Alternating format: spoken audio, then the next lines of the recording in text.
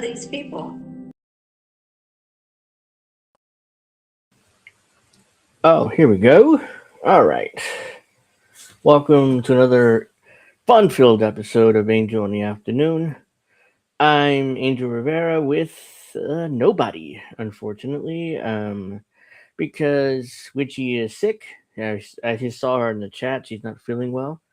Um, Alex Knight had other commitments, so he couldn't make it either. And yeah, I have no other panelists, so it's just me. So hope everybody enjoys the show. Make sure you like and subscribe, and and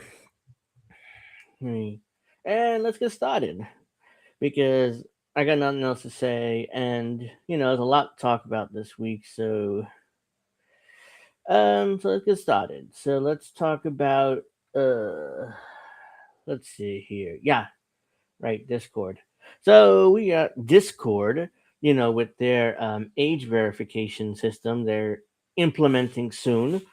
It's caused massive controversy, of course, major issues.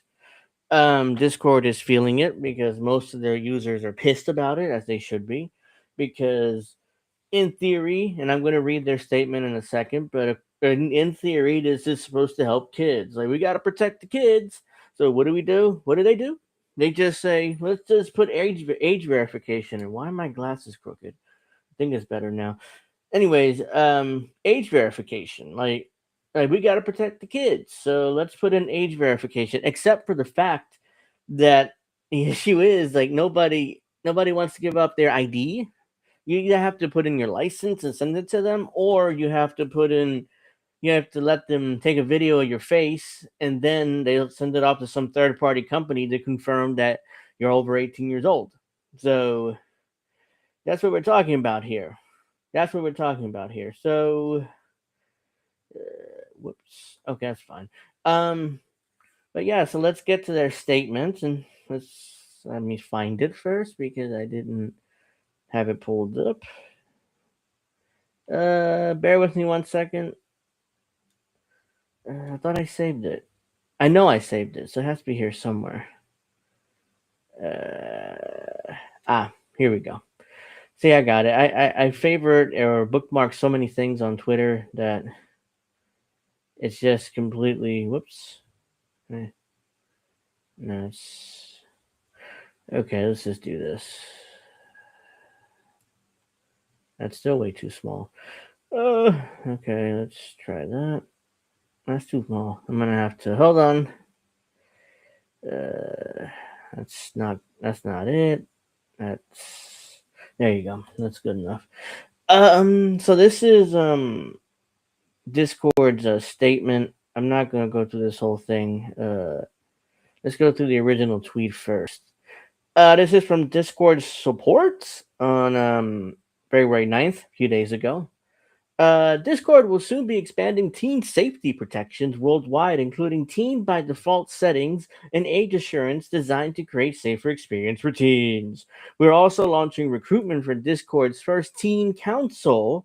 We are creating a space for teen voices to help shape our safety and well-being work. Applications are now open for U.S. teens aged 13 to 17. By the way, I didn't even know that until I actually read the statement that they're creating a teen council for what? Is teenagers going to help run your company? It's absurd. It's just a big virtue signal and grandstanding. Learn about the updates here. No, thank you.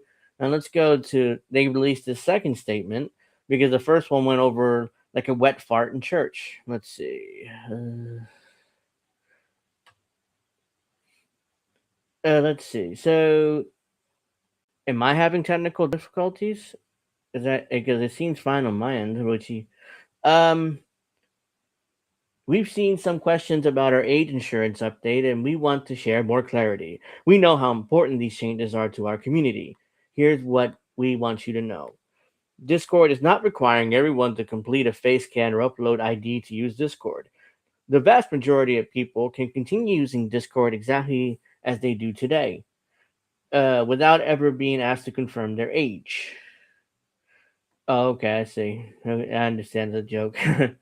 um, The vast majority of people what can continue using Discord exactly as they do today without ever being asked to confirm their age.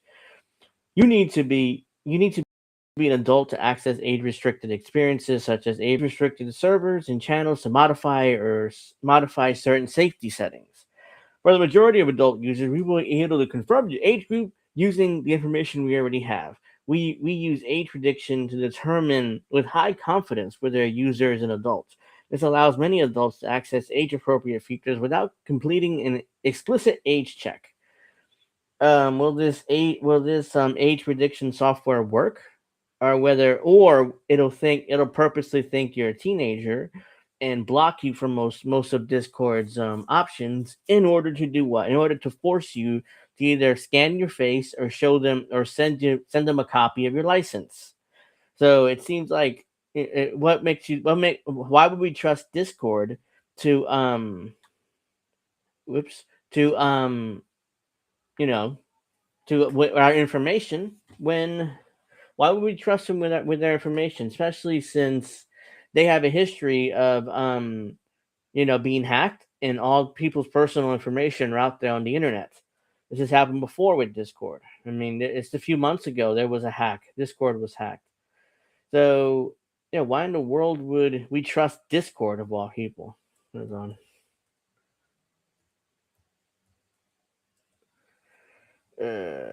What is this? Ooh. So let's see. Let's continue reading this. While when additional information is required, we offer multiple privacy forward options to trusted partners. Trusted facial scans never leave your device. Discord and our vendor receive it. Yeah, that's totally made up. Like how the hell would your facial scan never leave your device? Like how are you gonna confirm my age then? Um, IDs are used to get your age only and then deleted. Yes, and the evidence for this is trust us, bro. That's the evidence for this. Discord only receives your age. That's it. Your identity is never associated with your account. That's totally made up again because that's what's the point of doing this if you don't want to get people's information and then take that information and sell it to data brokers so they can advertise to us. And that's the best case scenario. They could be doing this for more nefarious reasons. But the best case scenario is taking all our info and selling it to data brokers so data brokers can sell it to other people in order to advertise to us. So there's a bunch of frequently asked questions here. Will I need my age assured to continue using Discord? What do I need to go through age assurance? How does Discord use these data? We only get your age from your ID verification process and an estimated age range from facial age estimation. We use this information for safety purposes and to help us deliver age appropriate experience on Discord. We will not use your age assurance information to target you with advertisement. Bullshit. We won't sell your data. More bullshit. You can control how you use your data. So and again, that's total bullshit. There's no way that the shareholders at Discord are not going to try to force the company to sell your information because it's an incredible amount of profit there to sell our information, our face, our IDs, our personal information to data brokers. So trust me, they are gonna sell the shit. Now the question is how or when. How does age estimation video selfie work? If you choose facial age estimation, you will be prompted to record a short video selfie of your face. The facial age estimation technology runs entirely on your device in real time. When you are performing the verification, that means that facial scans will never leave your device and Discord and vendors will never receive it. We only get your age group. Again, so what's the point of that? I mean, you there has to be something nefarious here. I mean, for now, it's all about protecting kids. That's why the UK passed all their laws in order there's internet censorship laws in order to protect children. That's why you get arrested for saying quote unquote anti-Semitic things. Or if you do cyberbullying in the UK, you get arrested for that. Or you post an offensive meme. People got arrested for that there too. So yeah, that's the more extreme example of that. So it's not that bad yet here in the U.S. So yet doesn't mean it won't get that bad, but Right now, it's not that bad. Um, let's see. So, how do safety filters work? Discord content safety filters are part of a broader Team Safety Assist and safety by default approach. They help reduce exposure to certain categories of potentially sensitive image based media, especially for teens. What they mean is pornography. That's what they mean. Mature sexual media filter helps identify visual media that may contain sexually explicit or suggestive material involving adults. Graphic media filter helps identify image based media that may contain violent or potentially disturbing visual material. These filters only apply to images and videos. They do not scan text messages, voice, or calls, and they are designed to support age appropriate experiences while preserving private conversations. Yeah, all that's totally made up. They're spying on us. They're spying on us, guys. If you haven't already, make sure you give me that like and subscribe. Really helps out with the channel. Um, make sure you Make sure you also at the end of the stream, shoot me a little comment. That helps too. Like YouTube is kind of demanding, and the algorithm wants people to comment. So let's see.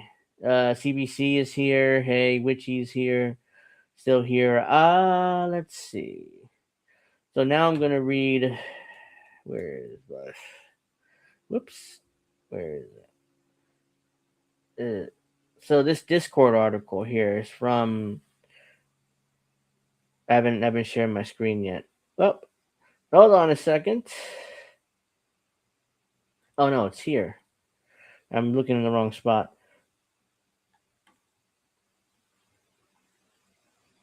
Mm, there we go. And why is it like that again? I'll never know. There you go. There you go. Let's see. Here's Here is what happens if you don't complete Discord's age verification. If you don't want to give Discord your details, here's what you will lose access to when teen by default settings hit. Discord's announced in March 2026 it will begin rolling out what is called Teen by Default settings to everyone worldwide, requiring all users to complete an age verification process to avoid restrictions on your content settings and communications. That process will require you to either scan your face or submit your government issued ID. That's not going to happen. There's zero chance that I'm going to submit my government issued ID. For what? I guarantee you they're going to sell your information. They're going to sell it to data brokers, no matter what they say right now. Because they can say that now, but later, when they have your information, the investors are in their next investor call, the next quarter, are going to ask why you're not selling this information. Why aren't we making money off this? And the CEO is not going to have good answers for that. So that's why I guarantee you they're going to do it quietly. They're not going to announce it, but they may announce it in like one of those like press releases that nobody reads, so it's like nobody really noticed. But yeah, I mean they are gonna. I guarantee you they're gonna try to sell your information at some point if you give them your face or your ID. While Discord says the wide reaching age verification requirements are intended to reinforce its long standing commitment to create safer and more inclusive experience, the rollout announcement has met with privacy and surveillance concerns from users who understandably aren't thrilled by the idea of providing the platform with their sensitive identifying information. If you'd rather not let the app scan your face, here's what would happen if you don't verify your age on Discord. When Discord implements Teen by default settings worldwide March 2026, all new and existing Discord accounts will be reclassified as teen accounts, forcing all users onto a new set of default settings. Default settings that can only be changed after completing Discord's age verification process. These settings will restrict the kinds of content you see, the channels that you participate in, and the people you can communicate with. It is important to note that these restrictions will apply to both public and private servers. Excuse me. It will apply to both public servers and in private DMs, even if it's just you and your 4 friends in a group chat. Here's what you can expect. Okay. Mature and graphic images will be blocked permanently. In other words, pornography. Again, let's just be real what they mean. Age restricted channels or servers will be inaccessible. More, they're talking about pornography again. Uh, DMs from unknown users will be rerouted to a separate inbox. Whatever. Friend requests from unknown users will use always produce a pop-up warning. This setting for disabling warning prompts for friend requests from unknown users will require age verification. No speaking on server stages. Speaking on stage channels, which allow specific users to speak uninterrupted to audience and listeners, will only be possible after completing age verification. All right, I did not even know this was a thing on Discord. So I don't really use Discord that often. The only time I do is when I hang out with on the rare occasion when I have time when I hang out with Reef and Indy and the guys from INN. But let's see. What do you need to complete the age verification? Blah blah blah. So this is the same thing as I read before, but yeah, pretty much Discord will turn into a teen safe platform if you don't verify your age. Even though they claim that no, not everybody has to verify, but some of you do. No, it'll be even if it's right now, even if for now it's temporary, it's not gonna be temporary, not forever. Let's see. Uh, Here we go. Let's go with this. Discord users are furious about the news age verification checks. Discord's about to make a big change, and many users are really upset. The social media giant announced starting in March the platform plans to roll out age verification worldwide. In simple terms, some users will have to provide their age by recording a short video selfie. This video selfie will estimate their age. It is similar to the face check on Roblox. I don't know what Roblox really is. Is that a game? Am I that out of touch that I don't know what Roblox is? I guess it's a game. It's a game that younger kids play. I don't know, but maybe someone in the chat can tell me what the hell Roblox is. Another alternative is sending in a ID through a partner system. Without that, certain blah blah blah. New age begins on Discord. Here we go. Users are mad about the verification system and don't want to share their data. You don't say. However, the pushback has been loud and mostly centers on privacy. Facial facial age estimation and ID checks both involve personal data that people do not take lightly. Discord says the facial check stays on the device and that ID documents are quickly deleted after verification. Yeah, right. Like I'm supposed to believe that. Moreover, the company says it no longer works with a third party vendor that previously had a security issue. This is what I was talking about earlier when this company got hacked and all of Discord's customers, all their private information ended up out there on the internet. Even so, some users are uneasy about handing over that kind of information, no matter the insurances. It is worth noting that age checks are becoming more common across the internet. There's a reason for this. In several countries, new rules require platforms to do more for preventing minors from seeing certain type of content. What about the children? We got to protect the children. Here we go again with the children. For large services that operate globally, ignoring those rules is not really an option. Changes like this are often tied as much to legal pressure as it is to internal company decisions. Like we mentioned above, we saw the giant Roblox adjusting their policies to check users' age and prevent minors from accessing chat features. This has also caused a big backlash.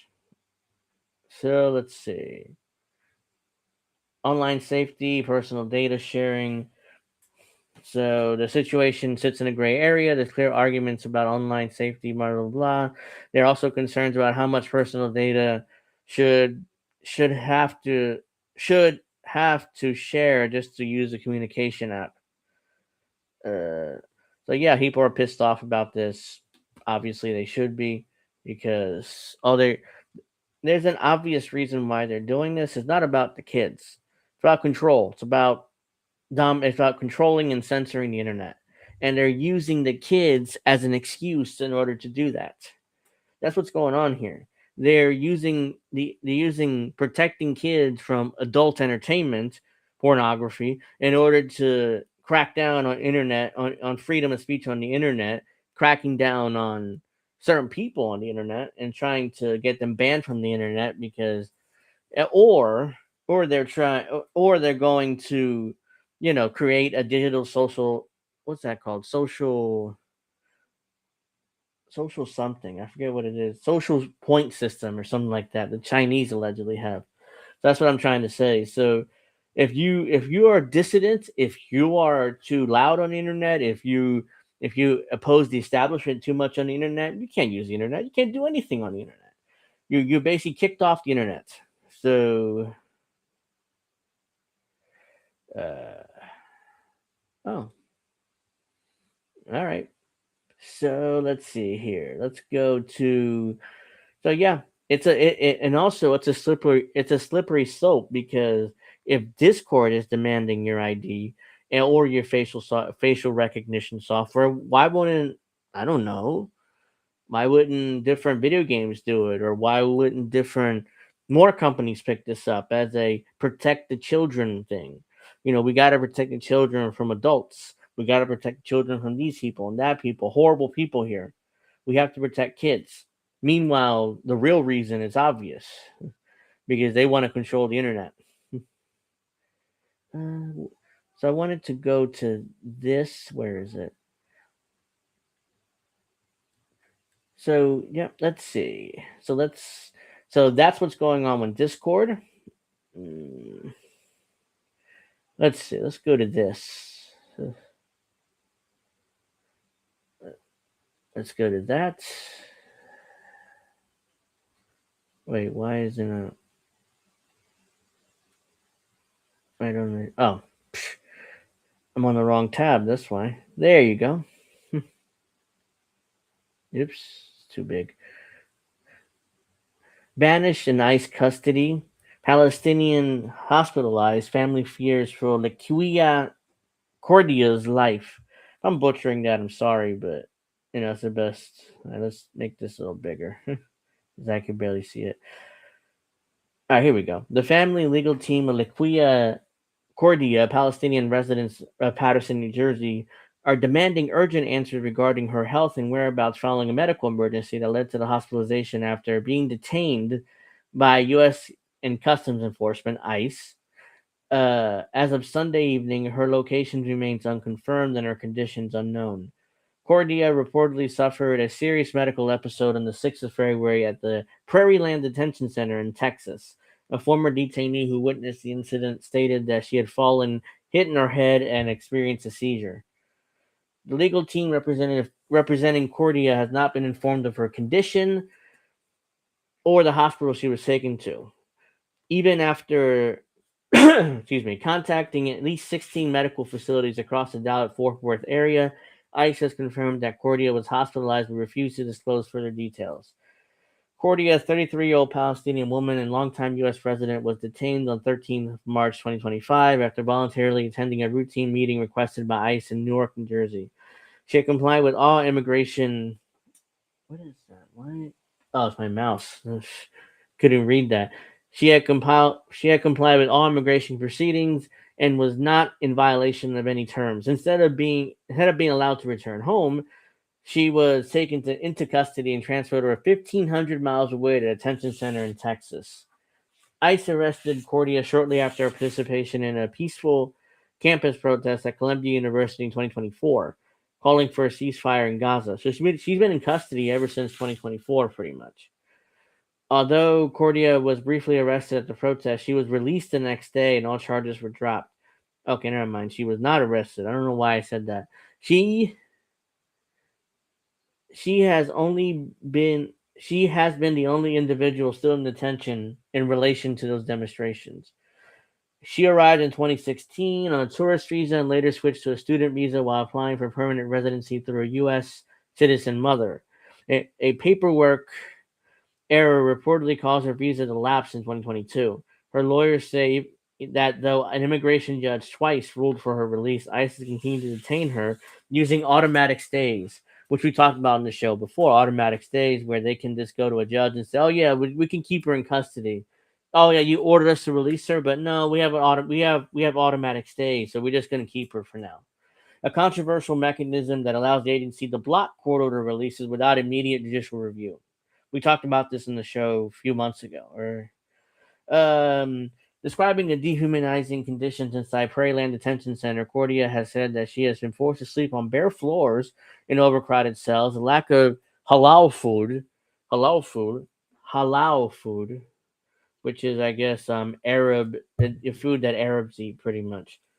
Unless I'm completely wrong on that, but I've been to like Arab restaurants, or the I had a fried chicken place that used to be here, not far from where I live. They would serve halal food, so I think basically that means they don't do any pork or any beef or anything like that. It's just straight up like clean meat and clean foods. Um, Lack of halal food being surrounded by cockroaches. That's like most projects here in the U.S. Most housing projects here, full of cockroaches. But I digress. The case has prompted outrage among human rights groups and the Palestinian American community. A petition was launched to demand her release, and transparency regarding her medical care has garnered growing support.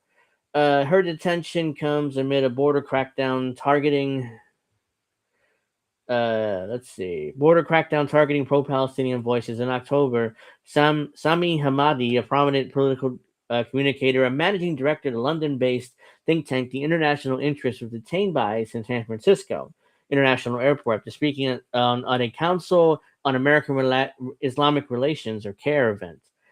Hamdi was released following an international campaign, with critics describing his arrest as a sign that U.S. is heading towards a fascist dictatorship. Totally made up, not a real thing.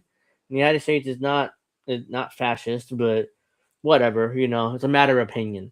A similar campaign is now underway for the release of Cordia, as our family and legal team continue to demand urgent answers about her health and whereabouts.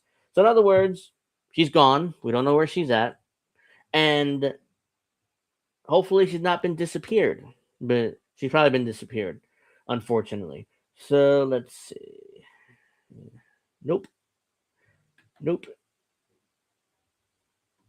So let's go to this.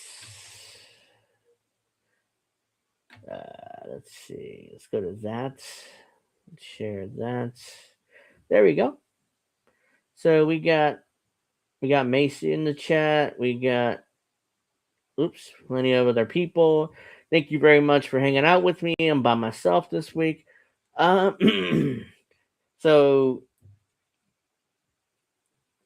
let's see. Netanyahu to meet Trump on Wednesday as Israel pushes for war in Iran.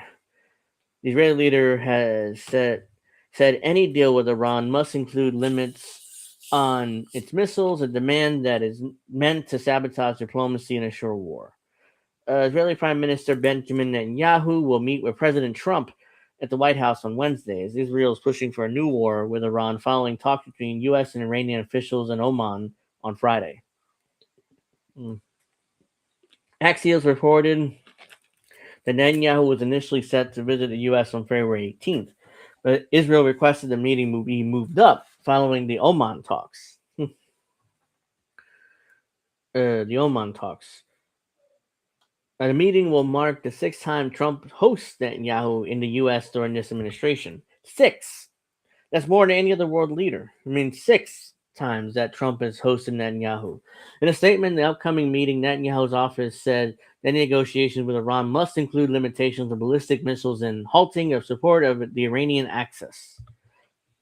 The demand that Iran must place limits on its missiles, the country's only deterrence and way to launch counterattacks against the U.S. and Israel, is designed to sabotage diplomacy and assure areas of war. Iran has made it clear that the missile program isn't up for discussion, is something it reiterated following the Oman talks. Missiles are never negotiable because they are a defense issue, Iranian Foreign Minister Abbas Araghchi told Al Jazeera. Let's see. Why is only Witchy? Hold on. I think there's something wrong in my chat, because I'm only seeing Witchy's chats and nobody else. Seems like she's like, we're talking to other people here, but I'm not seeing it. Hold on.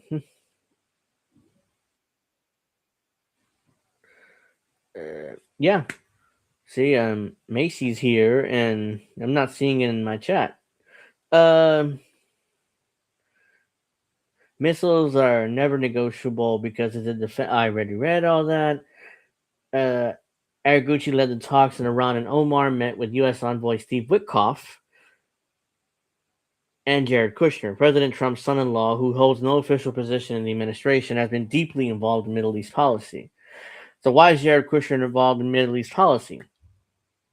Hey CBC, thank you for joining us. If you haven't, guys, make sure you like and subscribe. I'm sure everybody's subscribed here, but I'm just saying, give me that like.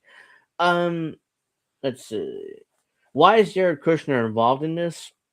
Hell if I know. I mean, he has no position in the administration, and he's not a policy guy. So he's just like his father-in-law, basically a builder. According to the Jerusalem Post, Israel has conveyed to the U.S. that Iran's missile program is a red line and that is willing to act alone, though the U.S. will likely defend Israel from any Iranian counterattacks as it did during the 12-day war back in June 2025. Here's the thing. Again, why doesn't Israel just go to war themselves? Like, if they really are that afraid of Iran, go. Invade Iran. See how that turns out for you, Netanyahu. Oh, you won't do that. It's just weird. You want us to do it. You want the United States to do it, but you won't do it yourself. Let's see. When Trump met Netanyahu back in December, he said he was willing to back an Israeli attack on Iran if the Islamic Republic continues its missile program, quote unquote.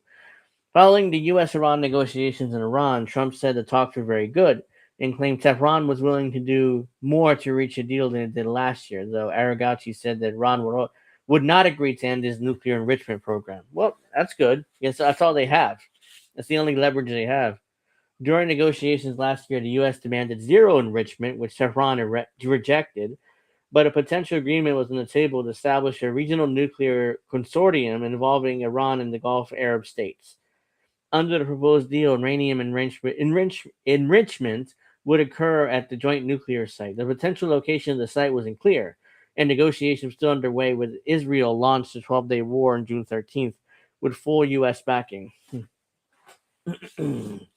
So yeah, if you remember from last year, Israel attacked Iran right in the middle of negotiations with the U.S. And the U.S. stopped those negotiations and bombed Iran themselves. So it's just total bullshit. Let's see. Hours before the first Israeli strike hit, Trump claimed in a post on Truth Social that he was committed to diplomacy with Iran, even though you about to bomb the crap out of them, suggesting that he could be using the current talks as cover to prepare for war. According to Axios, he said after the Oman talks that he was in no rush to attack Iran because he was still putting in military assets in position, and that in the region that he preferred a diplomatic deal. They know that if they don't make a deal, the consequences are very steep, he said. So so basically Trump just admitted it there. He just admitted, oh yeah, we not gonna go to war right we're not gonna go to war right now because hey, we still are putting in our military assets in the area. He said the quiet part out loud again. So that's Trump for you sometimes. He just says the quiet part out loud. Let's see here. Expect another war with Iran.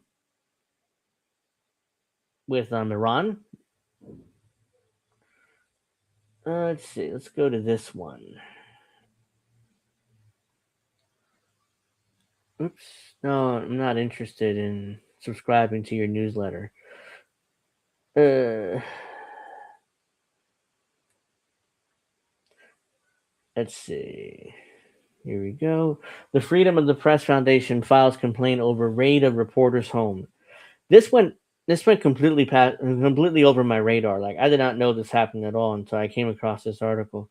The complaint warned of dire consequences for First Amendment freedoms. The illegal raids on journalists goes unchecked. Let's see. Let's see what details of this. Whoops. Hold on. There we go. The Freedom of the Press Foundation, a nonprofit dedicated to protecting press rights outlined in the First Amendment of the U.S. Constitution, has filed a formal complaint seeking disciplinary action against a federal prosecutor following a highly unusual raid of a journalist's home last month. Mid-January, federal agents served a search warrant to Washington Post journalist Hannah Nettesen, conducting a raid on her home and confiscating her electronic devices, including her cell phone and laptop computers. She was informed that she was not the subject of the inquiry itself, but the investigators looking for her information relating to a government contractor named Aurelio Perez Langones, who had been charged with unlawful retention of national defense information. Netison's work as a journalist focuses on the consequences of President Donald Trump's mass firings of workers in the federal government. Perez Logones did not have any connection with journalists, and it's not alleged that he shared any classified documents with reporters like her. At the time, press freedom organizations blasted the government for a highly unorthodox search, as it is extremely rare for investigations, including those featuring classified documents, to be conducted at journalists' homes.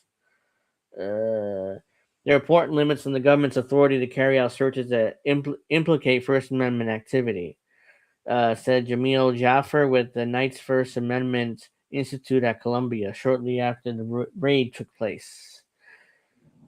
Well, I need a drink. Hmm.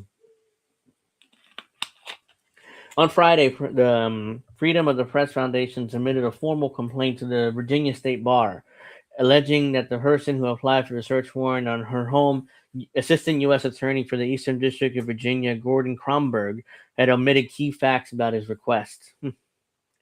You don't say. Why I'm not surprised by that.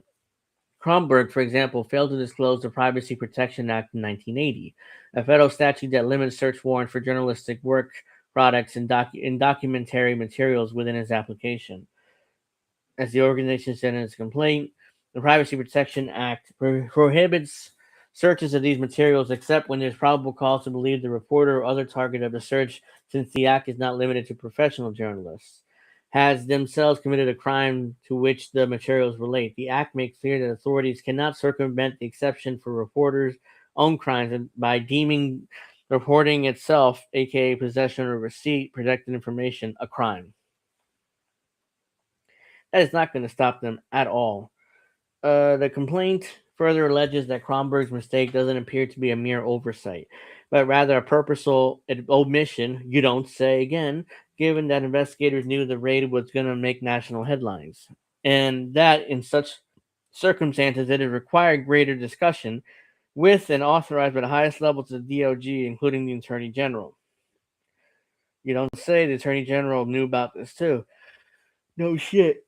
Since the warrant's application doesn't identify her as a subject of any investigation, doesn't inform the judge of the Privacy Protection Act stipulations, the request for the warrant was deeply troubling and requires disciplinary action against Kronberg, the complaint states. The Freedom of the Press Foundation recognizes the search caused reputational and professional harm to Natison, writing that she is without terabytes of material, therefore unable to complete stories in progress. She's unable to complete stories and she's unable to complete stories in progress. The improper raid also jeopardized her confidentiality with sources, the group said. Journalists and whistleblowers across the country are sure to think twice about drawing the ire of the current administration because of Kronberg's errors. I don't think it was an error. I think he did it on purpose. Surely the decision to take such drastic and alarming action recognized the department's own guidelines as extraordinary measures, not standard investigatory practices potentially subject to the Privacy Protection Act, was not made lightly. King Kronberg and his team were well aware of the applicable law, but deliberately chose not to mention it. The organization asked for a strong response to Kronberg's negligence from the Virginia State Bar. We request that this office take appropriate disciplinary action up to including disbarment, and that it expedite the disciplinary proceedings due to the dire consequences for the First Amendment freedoms if illegal newsroom raids and seizures of journalists' work products are allowed to go unchecked. In a statement accompanying the complaint, the chief of advocacy for the Freedom of the Press Foundation reiterated the organization's demands. Disciplinary bodies cannot look the other way and ignore misconduct that threatens the First Amendment, particularly from an administration with a long history of misleading judges and everyone else. When prosecutors abuse their power to facilitate efforts to silence reporting and intimidate news sources, disciplinary authorities must hold them accountable and impose real consequences.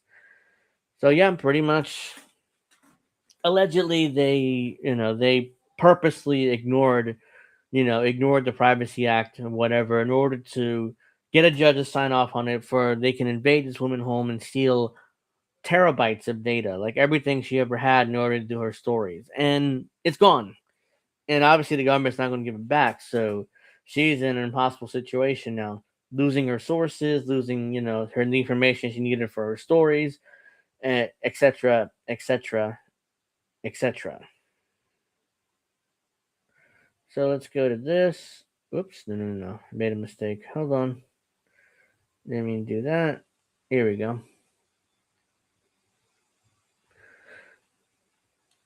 So yeah, so let's go over this one. Oops, I should probably make. Damn, this is like really small. Here we go. I'm not gonna read this whole article, but I'll go over a little bit of it. As everybody knows, the U.S. military in Afghanistan had a history of trafficking children to warlords and mullahs in Afghanistan in order to curry favor with them. So as I'm sure a lot of you know that if you watch this show, you watch other INN shows or Heartland's Media, etc., etc. Whatever shows you watch, this has been discussed. So the U.S. military aided mass child rape in Afghanistan. Now, since its soldiers are committing this crime at Fort Bragg, so I'm not gonna read this whole thing. It's like a really long article, but I'll read some of it. Let's see. That's nice, Witchy. There is an epidemic of child sex crimes. I can't read in and around Fort Bragg, North Carolina. Since 2021, the American withdrawal from Afghanistan, dozens of elite soldiers stationed in the military base has been convicted of raping children, distributing child pornography, and other similar offenses. Many of these soldiers served in Afghanistan, where it's now acknowledged the U.S. military aided their local allies in Baka Basi, aka boy play, the practice of kidnapping and keeping boys as sex slaves, large numbers who were enslaved on U.S. military compounds. Yep, you said it before, Richie. We explored this deeply disturbing subject. I read this topic. I read this whole article. I'm not going through the whole thing, but yeah, it is disgusting. So in August 2023, Joshua Glardin, a first sergeant in the 4th Psychological Operation Group, Airborne, at Fort Bragg, was sentenced to 76 years in prison, followed by lifetime supervised release for the distribution of child porn across the internet. An unnamed woman and his accomplice was sentenced to 30 years in prison after she confessed to allowing him to rape her child. Oh my God. Now that's brutal. I mean, if Witchy were on the show right now, she would probably lose her mind over that. That's why I wanted to cover this while she was on, but unfortunately she couldn't make it because she was ill. Hopefully feel better for tomorrow for pro wrestling talk. Let's see. Whoops. Just 2 weeks later, Major Vincent Ramos was arrested at North Carolina's Raleigh-Durham International Airport on one count of statutory rape of a child younger than 15. 7 counts of statutory sex offense with a child younger than 15, and 2 counts of indecent liberties with a child. A logistics officer based out of Fort Bragg again, he was later charged with 2 more counts of indecent liberties with a child. This is from Mint Press News, by the way. They wrote an excellent piece on this. I'm going to go through the beginning, and I guess we can talk about this further next week if you want, Witchy. If you hope, yeah, I assume you're feeling better by next week. And 1 month after that, October 2023, Chief Warrant Officer set the second, Stuart P. Kelly of the 82nd Airborne Division, was sentenced to 16 years in prison in a dishonorable discharge after pleading guilty to raping and abusing a child under the age of 12. Jesus.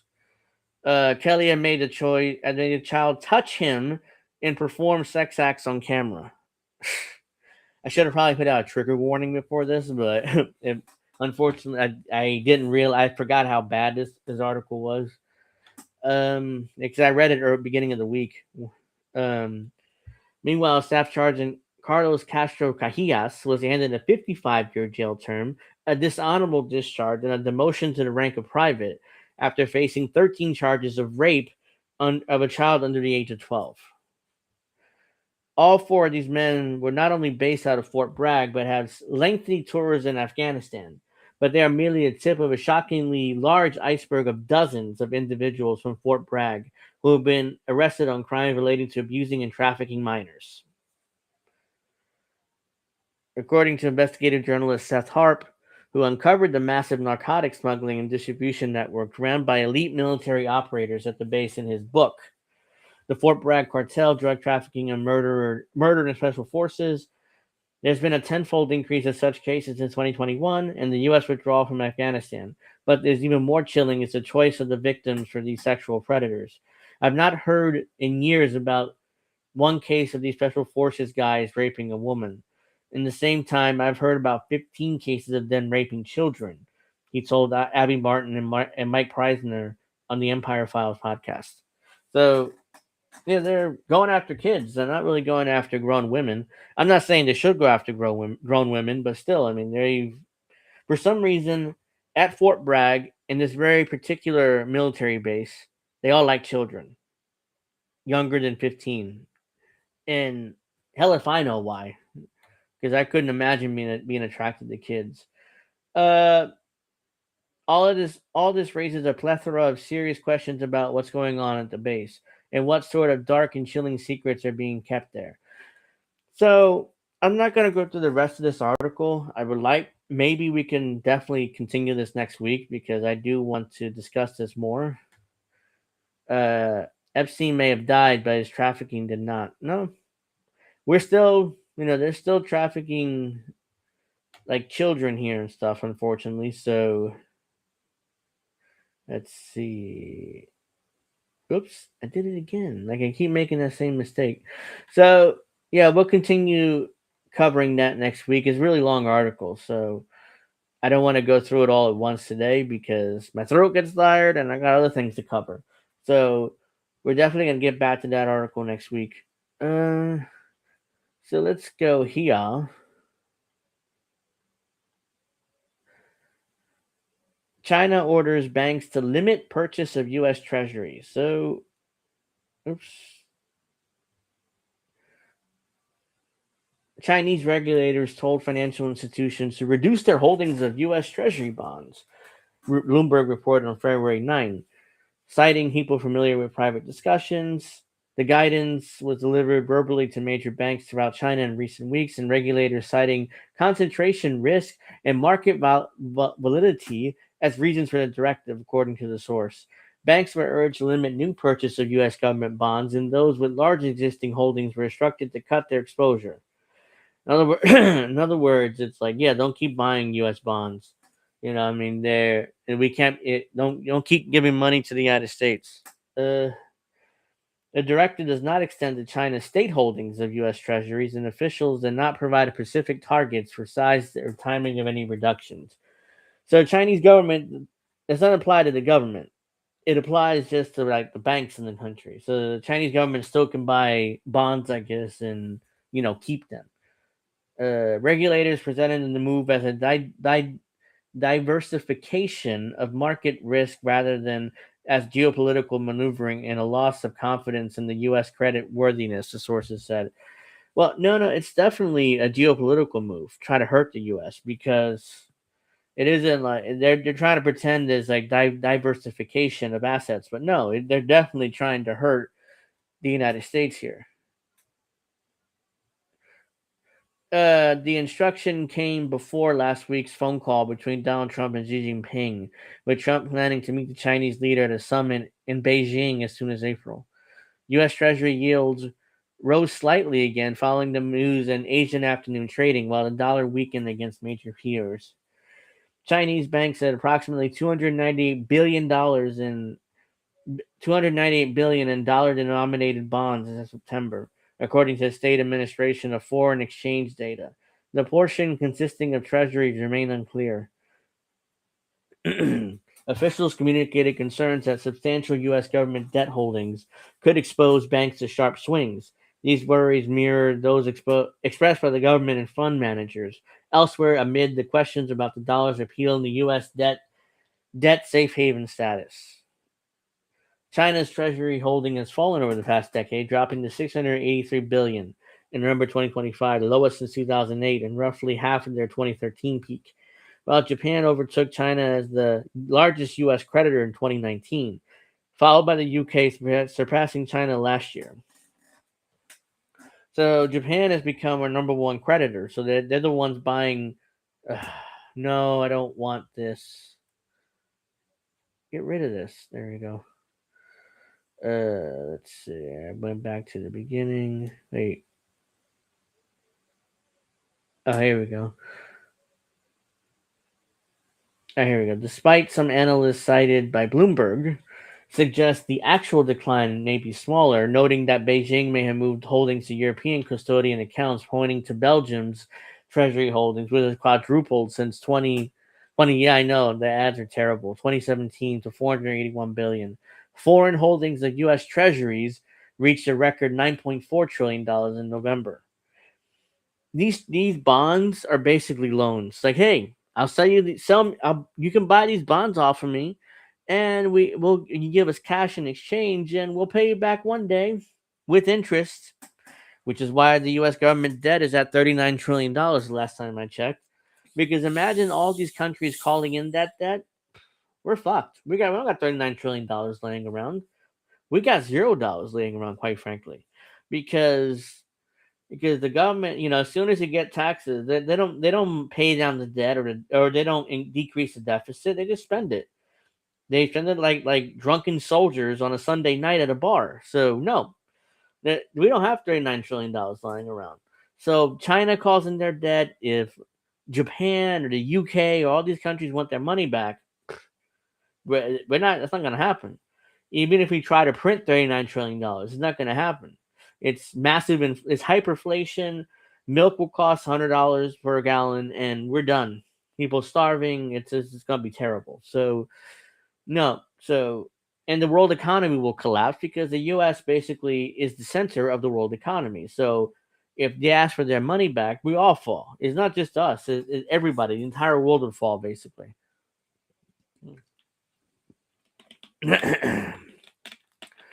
Let's go to.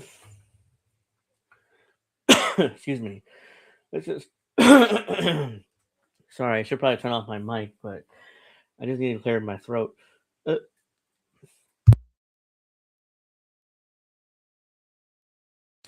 right, I'm good.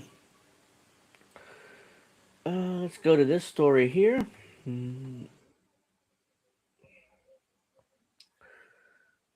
So this is from SharePost, independent news source here. Wait, there we go. Mexico sends shipment of humanitarian aid to Cuba because, as you guys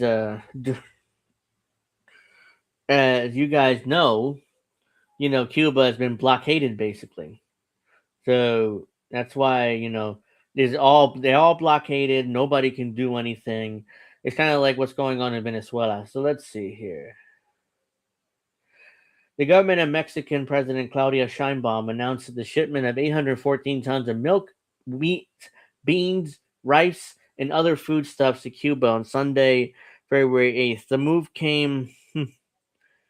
move came days after Cuban President Miguel Diaz Canel, excuse me, I can't even read, uh, presented a series of emergency measures being adopted by his government to mitigate the impact of the severe fuel shortage that facing the island. Cuba's currently facing a serious crisis provoked by recent maneuvers by the U.S. government, which emboldened its massive military buildup in the Caribbean and recent bombing of Caracas.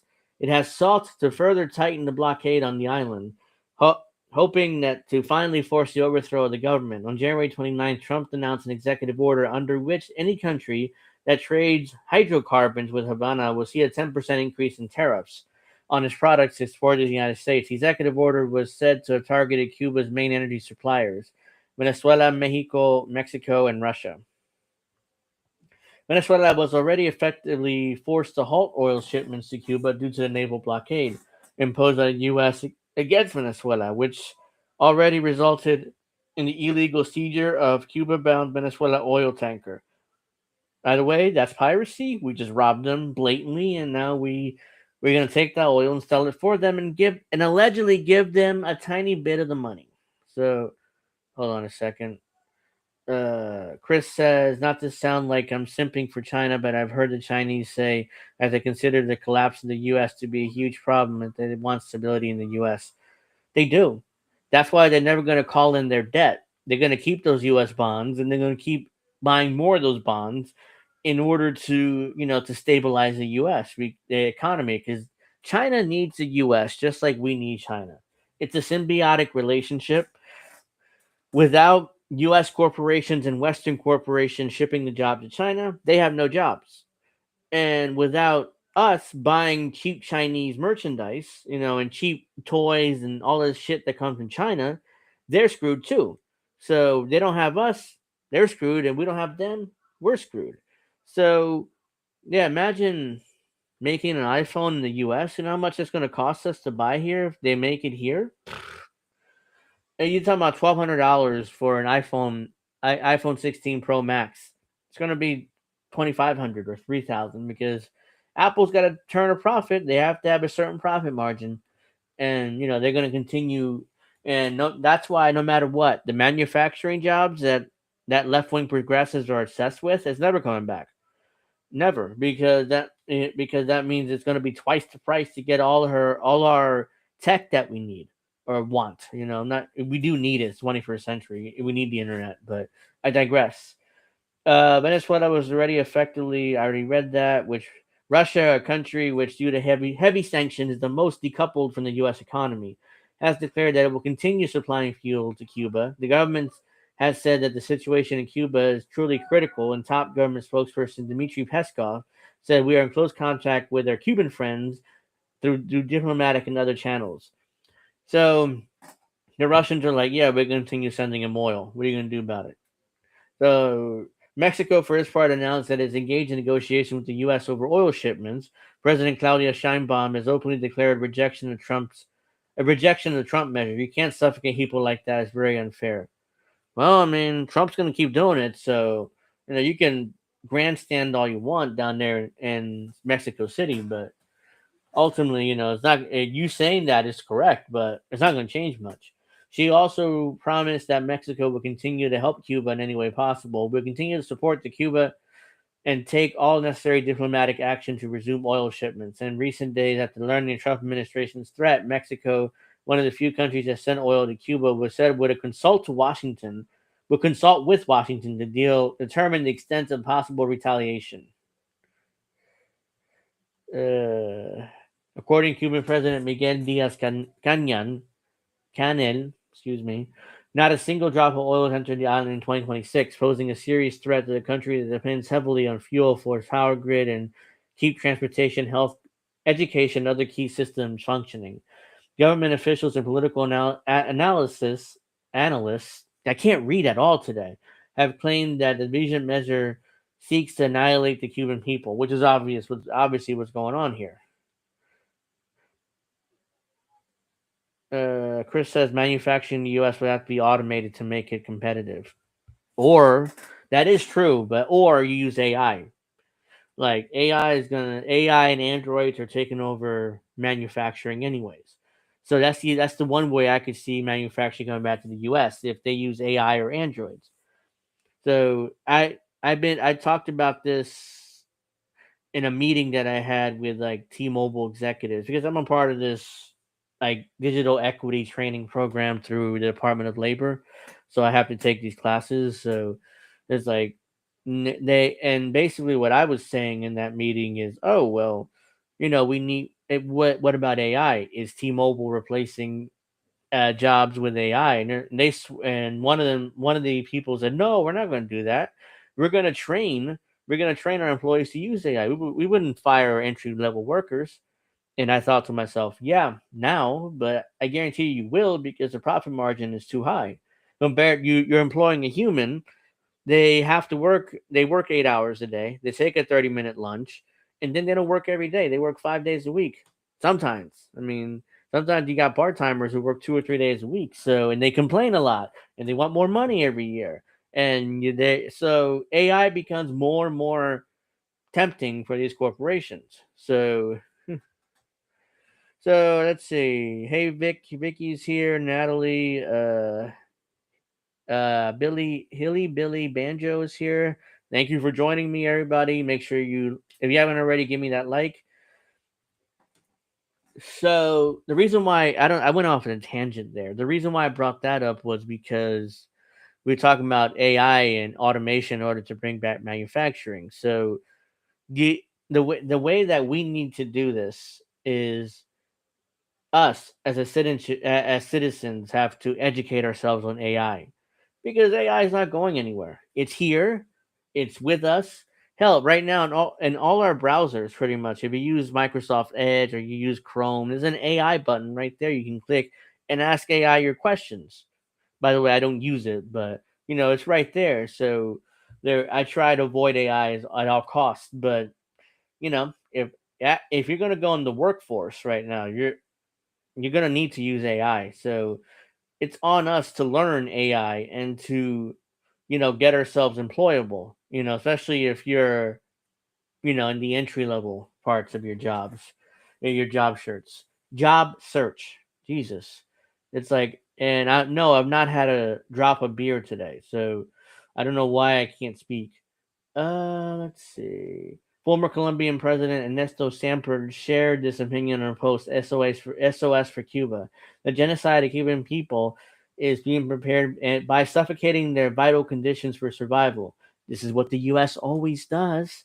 Sanctions, uh, giving money to the political enemies of the socialists, giving money to right wing militias and militaries through NGOs or non governmental organizations like USAID, which doesn't exist anymore, or it does exist, but it's in the State Department now, so it's kind of in hiding. But USAID, you have to do that, and then that's how you overthrow a government. It's a long, drawn out process of suffering and brutal conditions because the U.S. government doesn't like the fact that you're a socialist or worse, a communist.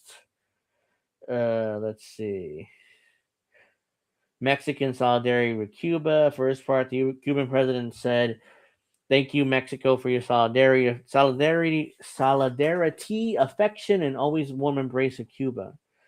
That was a direct translation. Doesn't sound right, but um, the Cuban Foreign Minister Bruno Rodriguez wrote on X, "We thank the government of Mexico under the leadership of President Claudia Sheinbaum for sending more than 800 tons of aid to Cuba amid the intensification of the blockade following the recent executive order by the U.S. government. While some try to suffocate our population, sister nations extend their hand in solidarity." So Mexico is, standing up to the U.S. for now, and they're sending aid to Cuba. We'll see how long that lasts before Claudia Scheinbaum kind of, bends over for Trump and kind of gives in and make sure that they don't get anything. So let's see. Let's see, got anything else? Oh, right, right. This. So let me explain this for a second. This is this is in my home state here, New Jersey. They want to do something. So the new governor here is Mikey Sherrill. She just got inaugurated like 3 weeks ago. Anyway, she's been going all in on the anti-ICE rhetoric ever since she got into office and reporting on ICE. In fact, I think I have a something here on X I saved. So bear with me 1 second. I should have had this pulled up, but of course I didn't because as usual, I'm always late to my shows and stuff. So I did a last second setup. So I'm going to show you guys these tweets because they're both just as equally as ridiculous. Let's see. Oh, where is it? Ah, here it is. So I'll share that.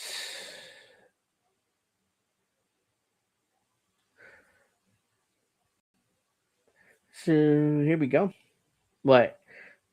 I started early, yes, but I put but I brought in all my equipment late because it's a process to bring in the charger, the laptop, the mic, the webcam, the what else do I have here? The mouse. Setting up the mic stand because it's takes me about 10 or 15 minutes to set everything up. But anyways, let's get back to this. So under Governor Sherrill's leadership, we have launched a portal for New Jerseyans to report potential ICE misconduct or potential misconduct by federal immigration officers. ICE and CBP must follow the Constitution. Incident info, photos, and videos you share will help us keep our community safe. You can file a report here, which is this link here. So this is from the acting attorney general, Jennifer Davenport, her office here in New Jersey. So I'm going to read this. There's a funny part here. Do what tomorrow? I'm not sure you're talking to me or not because my chat's kind of glitched. Pretty much only see Witchy's chats here. So let's see. This is pretty funny here. Report misconduct by federal agents conducting immigration enforcement to the New Jersey Attorney General's office. The New Jersey Attorney General Office of the Attorney General encourages the public to use this portal to report incidents involving harmful conduct by or negative interactions with federal personnel conducting immigration enforcement in New Jersey. Federal agents have the authority to enforce federal immigration laws, but they must do so lawfully. Examples of concerning activity include uses of excessive force. That's what most police does. So, especially here in New Jersey. So, where is Jennifer Davenport doing to stop excessive force by police here in New Jersey? Nothing. Warrantless searches or arrests. Local police do that too in New Jersey. Racial profiling. Yeah, they do that too for sure. I've seen it. I've been a witness to it. I've seen it personally. Wrongful detentions, something else that they do. Interference with voting or other civil rights violations. They've definitely done civil rights violations. In fact, the Trenton Police Department here was sued for that. So they have a history of civil rights violations. Let's see. The information submitted through this portal may be used by the New Jersey Office of the Attorney General to assist the office in enforcing the law, including using the information as evidence in court and to make any appropriate referrals to third parties, including other New Jersey state government agencies. Now, this is the funny part here. So let me make sure you guys can see this because, oops, I made it way too big. Yeah, this is fucked. Hold on. Here we go. Hopefully you guys can see that. Now get a load of this. Filing a report regarding federal immigration enforcement activity does not generate a complaint or start a lawsuit on your behalf, and it does not guarantee that the Office of the Attorney General will take any legal action. So what's the point? What's the point? The Office of the Attorney General does not represent or provide legal advice to individuals who submit information via this portal. Information provided to our office may be subject to request or release in the New Jersey Open Public Records Act, or as otherwise required by state and federal law or court rules. If you have any questions about your legal rights about interacting with this federal immigration enforcement right agents, you may want to consider consulting a lawyer or the resources compiled by the state of New Jersey at Know Your Rights. So in other words, no, you can give us the information, but we're not going to do anything about it, really. So this whole portal is a virtue signal and grandstanding by the new administration here in New Jersey. If you're a victim, witness to a crime, experiencing an emergency, you should contact local police department or call 911. Use of this form is not meant to replace reporting emergencies or crimes in the area to local law enforcement. So this is the portal, basically. Oh, would you like to provide photo or video documentation? Were you physically hurt during the event? Did your incident involve children? Select all federal agencies involved in the incident. Location. Have you contacted a law enforcement agency regarding this incident? Even if they did, they can't really do anything. So yeah, this is a total waste of time. So Yeah. So that I thought that was pretty funny. That's why I wanted to share that because it's just the waste of time. Let's see. So anything else? All right, go check on your food there. I want it to burn. Let's see. We got what else do we have here this week? Because I'm probably gonna play videos for the last 30 minutes, 45 minutes, because my throat's getting tired. I got nobody else to talk for me or to talk to the audience other than me this week. So let's see. I think that's pretty much it, unless there's something else I'm missing. Oh, we got a couple people in not Discord, Substack. Shirley Cooper, thank you for joining us, and Raymond Kallerberg. If I butcher your name, I'm sorry, but I'm terrible with names, so just apologize. Oh no, it's this. We're also live on Discord, by the way. Let's see, anything else interesting before I go to my videos?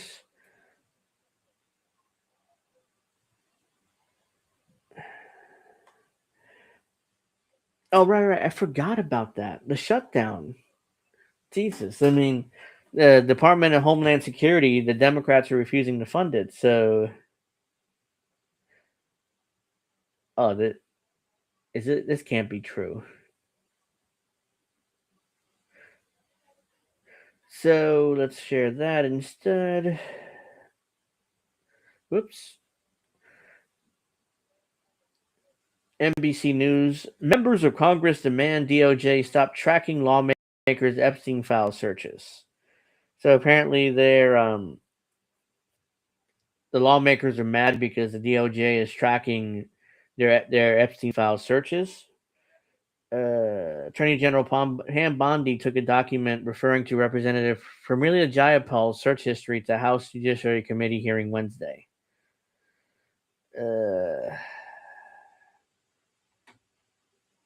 Oops. Let's just do that. Yep. Turning combative and contemptuous. Do you want to go there, Attorney General? Attorney General Pam Bondi sparring with lawmakers over the Jeffrey Epstein files. And I told you about that, Attorney General, before you started. You don't tell me. Yeah, I did tell you because we saw what you did in the Senate. Bondi pressed on whether there could be other prosecutions. We have pending investigations in our office. Potentially a reference to Democrats. No, there's not going to be any investigations, especially if it involved Trump and his buddies. So. The president asked the DOJ to investigate. In contrast to the department's acknowledgement last year, they did not uncover evidence to warrant charging anyone new. Bondi accusing Democrats of using the Epstein case as a deflection. The murder rate, as I said, has plummeted to 125. Well, Democrats are definitely using the Epstein files to deflect. That is true from their own failures. So, and they want to win in 2026 in the midterms this year. So that's why they're using this. They're hugging and kissing the Epstein files in order to justify people voting for them. Even though they're not going to do a damn thing if they win back Congress. So, let's see. 5-year low, thanks to Donald Trump. That's what we should be focused on. And in her remarks, adding this to Epstein abuse survivors. I am deeply sorry for what any victim has been through, especially as a result of that monster. Bondi acknowledging the files did not redact private information of some survivors, some sitting right behind her. Raise your hands if you have still not been able to meet with this Department of Justice. Every hand going up. Will you turn to them now? All right, so yeah, let's see. What does the chat have to say about this? Hillybilly Banjo. I keep saying hillbilly. Just got done cooking all this food. Hopefully it's delicious. I had my dinner earlier, so. Witchy says, F you, pedo. Crime against children is still up. Yep. But, they don't care about that. So let's see. And apologize for what your Department of Justice has No one's apologizing for anything. This is all big grandstanding virtue signal. put them through. Why? I have asked. Didn't she ask Merrick Garland this? Not Good long after the question. hearing, some survivors joining us. All she had to do was turn around, and she could not even turn around and face us. No, The she's not president going to hasn't ruled face out a you. pardon for Ghislaine. She's not going to face you. Why would she do that? Who cares? She's not going to face you. She's not going to apologize. She's not going to do anything. Why would you want her apology anyway? She's a part of the elite cabal that took you and trafficked you to Jeffrey Epstein and, had horrible things happen to you. And I'm sorry that happened to you, but she's not going to apologize. Donald Trump's not going to apologize. Nobody in Washington is going to apologize. So you're expecting an apology. Don't hold your breath for that. Maxwell, but Bondi said today she's hopeful Epstein's convicted co-conspirator will, in her words, die in prison. There you go. The question tonight. Oh, who cares about that? Members of Congress sharply criticized the Department of Justice over allegations that it was tracking what lawmakers were searching for as they viewed unredacted versions of the Jeffrey Epstein files. A Reuters photo showed Bondi at a congressional hearing Wednesday holding a document labeled Jayapal Pramilia's Search History. The document listed Epstein files that the Democratic representative from Washington confirmed she searched. The DOJ began allowing lawmakers this week to view unredacted Epstein files. The review process could take place in person at the Department of Justice on DOJ computers. In a letter from the Justice Department to lawmakers obtained by MDC News, it said that it will keep a log of the dates and times of all members' reviews. Reached for comment, the DOJ spokesperson said the DOJ had extended Congress the opportunity to review unredacted files in the documents in the Epstein files. As part of that review, DOJ logs all searches made on its systems to protect against the release of victim information or information of subjects that were part of the thing, but, did horrible things to children, the billionaires, but, they got to protect them. It's not about the victims. They make it about the victims in order to cover up what they're actually doing. Let's see. What else we got here?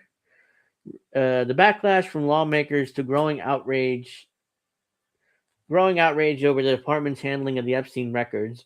At Wednesday Oversight Committee hearing with the House Judiciary Committee, Bondi faced criticism from Democratic lawmakers and two Republicans who accused the department of mishandling survivors' information and improperly redacting files that name prominent individuals, among other concerns. By the way, this part, improperly redacting files that name prominent individuals, I don't think Democrats really want the redacted files released. They say that they do, but they really don't. You know why? Because a lot of Democrats are also in the Epstein files. They also did horrible things to children, repulsive things to children, which is why they all virtue signaling and grandstanding now. Yes, release the unredacted files. But I guarantee you, once the Democrats in power and able to do that, nothing will happen. Nothing will be released. Democrats will move on. The left-wing liberals who have hair on fire, melting down, will also move on from this. Because why? A Democrat's in the White House now and everything is good. So let me go back and drink my latte or drink my wine and be a wine mom, basically. Nobody has their hair on fire because, Democrats in charge. We can trust that Democrat. That's what's going on here. So no, Democrats don't want these files released. I don't care what they're saying right now. They don't want a single page of the unredacted files released. Jayapal said on a post on X that it's totally inappropriate and against separation of powers for the DOJ to surveil us as we search the Epstein files. Well, you're doing it on their computers. Of course, they're going to keep a log of what you did on their computers. I mean, if you really had a problem with that, you shouldn't go and view the files on their computers. You should, it's like, no, I'm not going to do that. I don't want to be tracked. So, but of course, you did it because you wanted to wanted grandstand and virtue signal during these hearings. These hearings are like WWE. They're professional wrestling. The Democrats are the baby faces. Republicans are the heels right now. So Pam Bondi's a heel. She's not going to apologize to the victims. She's not going to do anything what they want her to do because, she's the heel and she has to be booed right now. Bondi showed up today with a burn book that held printed search history of exactly what emails I searched, referring to the stack of documents that Bondi read off during the hearing. This is outrageous. I intend to pursue this and stop spying on members. Well, it's not going to happen. The CIA spied in on the Senate during the Obama administration. That was a infamous scandal back in the day when the CIA spied in on the Obama on Congress. And actually, it was a Senate Intelligence Committee. Well, I don't remember what they were reading, but I do remember that infamously happening. It was something. It was secret CIA files, and they were looking for it in the Senate. And they tapped the computers and they tapped the phones, and they were spying in on the senators that were part of that committee. And of course, the senators freaked out about it and melted down. But they didn't give a shit when the CIA and NSA and all these other intelligence agencies were spying in on us, on everyday American citizens. What we view on the internet, the phone calls we made, the emails we sent out. They have all that information. And the senators were fine about that. Washington's fine about that. Let's see. Jayapal told NBC News that she spoke with House Speaker Mike Johnson and confirmed that my search history was that she had it in a binder and there's a photograph of it that matched what I searched, and that was unacceptable. Jayapal told reporters on Wednesday they are going to demand an end to that. Not going to happen. On an NPR interview published Thursday morning, Jayapal said after speaking with Johnson, I do think there is a bipartisan agreement that we should be able to review those files about the Department of Justice surveilling us. Well, they will because it's on their computers, like I said. So they will spy in on you, and you can't stop them from doing that unless you pass a law, which the president's not going to sign. So it doesn't matter. You're not going to do anything. Johnson said on Thursday you think was appropriate for anyone to track lawmaker searches. Well, they were going to continue. You're not going to say anything about it. My understanding is that there's computers set up in the DOJ as allowing access to the files, and I think members should obviously have the right to pursue those at their own speed and with their own discretion, he told reporters on Capitol Hill. And I don't think it's appropriate for anyone to be tracking that. So I will echo to anybody that's involved in the DOJ. I'm sure it was an oversight. That's my guess. It was an oversight, did it on purpose, and nothing you can do about it. Representative Jamie Raskin, top Democrat in House Judiciary Committee, accused Bondi and her team of spying in on members of Congress, conducting oversight in another blatant attempt to intrude on Congress's oversight processes. Whatever, Jamie Raskin's a virtue signaler. He can go away. In a statement Wednesday, Raskin demanded the Justice Department immediately cease tracking any member searches. Not going to happen, adding that they would ask the Department of Justice Inspector General to open an inquiry into outrageous abuse of power. The Inspector General can open whatever investigation he wants. Doesn't mean that he's able to have any power to stop it. Representative Nancy Mace of South Carolina, and one of the most outspoken Republicans on the Epstein files, also alleged in a post on X that DOJ is tracking the Epstein file documents members of Congress searched for and open and review. In an NPR interview published Thursday morning, Mace described the process of reviewing unredacted documents in the Department of Justice. So this is the process according to Nancy Mace. There's someone or two people from the DOJ monitoring you as you sit on these computers, Mace said. There's a tech person who logs you into the computer. They log you into the computer because they're giving you their own identification. They are tracking all the documents that members of Congress open, and they are tracking everything you do in that room. Like, obviously. Like, no shit. Like, are these members of Congress shocked by that? Like, they can't be shocked by that. I mean, the Epstein files are basically like state secrets, like classified information at this point. Like, there's no way they're not going to track you in what you search for, to be exact. It's not going to happen. Of course they're doing that. Representative Jared Moskowitz, a Democrat from Florida, I don't know who that is, said it was suspicious that every member had to log on to the DOJ computer using their own specific login information. He added it was inappropriate that DOJ officials follow the search history. We should have been informed of that, he told reporters. That's going to be the case. To do it secretly is problematic. You should have expected that. Like, why are you not expecting that? There's literally two dudes there from the DOJ staring at you while you use this computer in order to search for the Epstein files. What are you shocked by that? That they're tracking you and they're putting in their computers exactly what you search for and why and how? You can't be that naive or that dumb.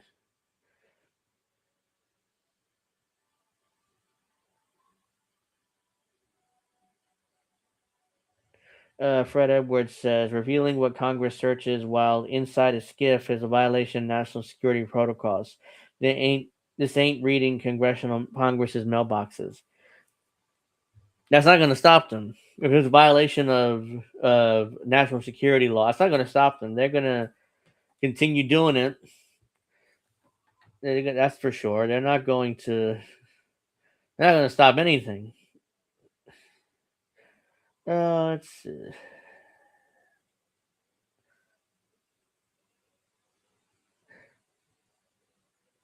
Well, yeah, we got so much going on here in the world. I'm trying to figure out what to cover next. Because holy crap, there's a lot of stuff, especially here at home. Oh yeah, no, I gotta cover this. Hold on. The EU out of their goddamn minds, and they're still obsessing over Russia, like Russia somehow is gonna invade them. Like we covered on the show millions of times. Again, why is this like this? I have it like this, and it keeps doing that. Let me make this bigger because I can barely see it. The EU considers establishing military bases in Ukraine. Yeah, like the Russians would ever agree to that. Like, come on. Are you kidding me?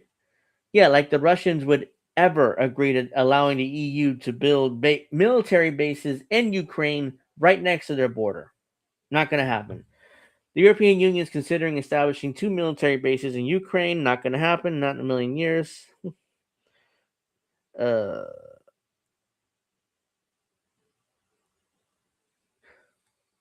Russia has threatened to strike Western forces inside of Ukraine.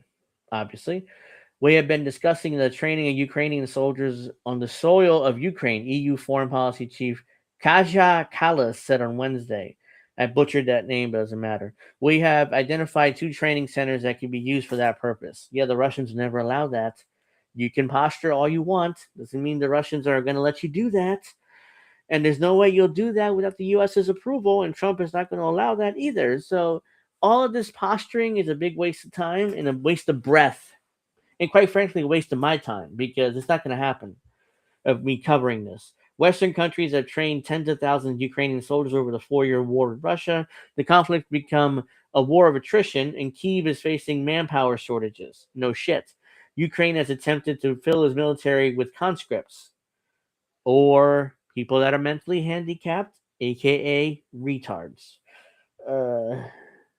Russian officials have threatened to attack Western troops deployed in Ukraine, responding to a European proposal to deploy troops to Ukraine. Last month, the Russian Foreign Ministry said all such units and facilities will be considered legitimate combat target of the Russian armed forces. On Thursday, a Russian general warned that Europe was engaged in a military buildup against Russia. The militarization of Europe is continuing at an accelerated pace, openly aimed at preparing for military confrontation with Russia. Colonel General Audrey Sertukov said, the EU out of their minds. They've completely lost their minds in Russophobia. They are willing to spend the money into oblivion in order to protect themselves from a Russian threat that doesn't exist. It just doesn't exist. Let's see. He added the territories are being rapidly fortified and the relevant infrastructure is being improved. On Wednesday, the EU approved 100 billion euro. Let's say it didn't really make it clear, but no, it's dollars because the dollar sign here. So $100 billion loan to Ukraine. How do you expect Ukraine to pay back $100 billion? Like the country's barely functioning. It's falling apart. Like, how the hell do you expect them to ever pay back that loan of $100 billion? It's a joke. It's not a loan. You're just giving European taxpayer money to Ukraine for no reason. Hungarian Minister of Foreign Affairs and Trade, Peter Szijjártó, told reporters, unfortunately, the Europeans continue to undermine efforts to establish peace. Let's see. So, yeah. The Ukrainians or the EU has really lost their minds. I want to cover this though. There we go. So let's get to Somalia once again. the U.S. has bombed Somalia for the 30th time this year, and we've covered this on the show quite regularly. So we're only 2 months into the years, and they already bombed Somalia 30 times. So this is from antiwar.com, written by Dave DeCamp. U.S. Africa Command announced in a press release that its forces launched an airstrike in Somalia on February 10th, marking at least the 30th U.S. airstrike in the country this year, as the Trump administration continues bombing the country at a record pace. Let's see. The command... Wait, I just lost my... Oh, here it is. The command said that the strike targeted al-Shabaab about 30 miles to the northeast of the port city of Kismo in the southern Somalia lower Juba province. The U.S.-backed Somali government and al-Shabaab both reported clashes in the same area that day and made vastly different claims. The U.S.-backed Somali Defense Ministry said that Danab, a special operations force armed and trained by the U.S. and local Jubaland forces, conducted an operation against al-Shabaab and killed 14 militants. Al-Shabaab claimed that it carried out an ambush on U.S. Somali military convoy and killed 32 people. So we have completely different stories here. Who knows what to believe when it comes to this bombing? Neither side claims have been verified, and AFRICOM hasn't replied to a media inquiry. By the way, AFRICOM is the U.S. Africa Command, so that's why they shortened to AFRICOM. Haven't replied to a media query from antiwar.com asking if any U.S. forces came under attack. AFRICOM also announced an airstrike on February 9th against al-Shabaab in the same area. Al-Shabaab, by the way, being a cutout or offshoot of Al-Qaeda. So basically, Al-Qaeda in Africa. 30 airstrikes by mid-February marks an unprecedented rate of U.S. attacks in Somalia. President Trump launched a total 124 airstrikes in Somalia in 2025, according to AFRICOM numbers, breaking the previous annual record for airstrikes in the country, which he set at 63 in 2019. If the current pace keeps up, Trump will shatter the record set in 2025. Besides bombing al-Shabaab, the U.S. has also been launching airstrikes in Puntland against an ISIS affiliate. So that's another thing. In Puntland, that part of Somalia, there's an ISIS affiliate there, which the U.S. is also bombing into oblivion. So they claim that the ISIS affiliate is still around, and they're still bombing the crap out of Puntland, which is first emerged in the country in 2015 as an offshoot of al-Shabaab. So this is confusing. Al-Shabaab is an offshoot of Al-Qaeda. This new organization here, it's also an ISIS affiliate too. So it's al-Shabaab, ISIS, and Al-Qaeda all together somehow in a mishmash of a confusing mess. And this is what makes geopolitics tough to cover, because you have to know all this stuff, and it's like, ugh, it's brutal sometimes. The U.S. backing local government, which has been at odds with the U.S. backed federal government based in Mogadishu. So there you go. There you go. I mean, Somalia is fucked. That's basically what's going on here, for lack of a better word. So let's go to some of my videos that I have here, because my throat's getting tired and I got nobody else to help me. So we also have New Jersey and a lot of blue states freaking out about climate change. So this is again Acting Attorney General Jennifer Davenport of New Jersey. New Jersey seeing worsening wildfires, severe flooding, and hurricanes costing New Jerseyans billions of dollars. Now the Trump administration is illegally rolling back vehicle emission limits and worsening the effects of climate change. We will stand up against this reckless and unlawful action. Except I don't give a crap, because I don't really think climate change is real. Global warming is not. And we're seeing liberals and leftists in general using that in order to control us and control how much electric we use and our vehicles. Like, for example, there's a feature in brand new cars that if you idle for too long, the vehicle turns off automatically. Then you got to turn it back on in order to, once the light turns green. I'm like, that's such a waste, because every time we turn on our vehicle, it uses more gas. So that makes no sense. And on top of that, apparently that contraption that does that, it damages your car. So, and it costs thousands of dollars for you to fix that little contraption that does that. So allegedly, it's causing more people to have to buy newer cars because it's cheaper it's cheaper to buy a new car than fix the little contraption that does that. So yeah, this is what Apple does with their cell phones. This is what electronic companies do all the time. So let's play the video here.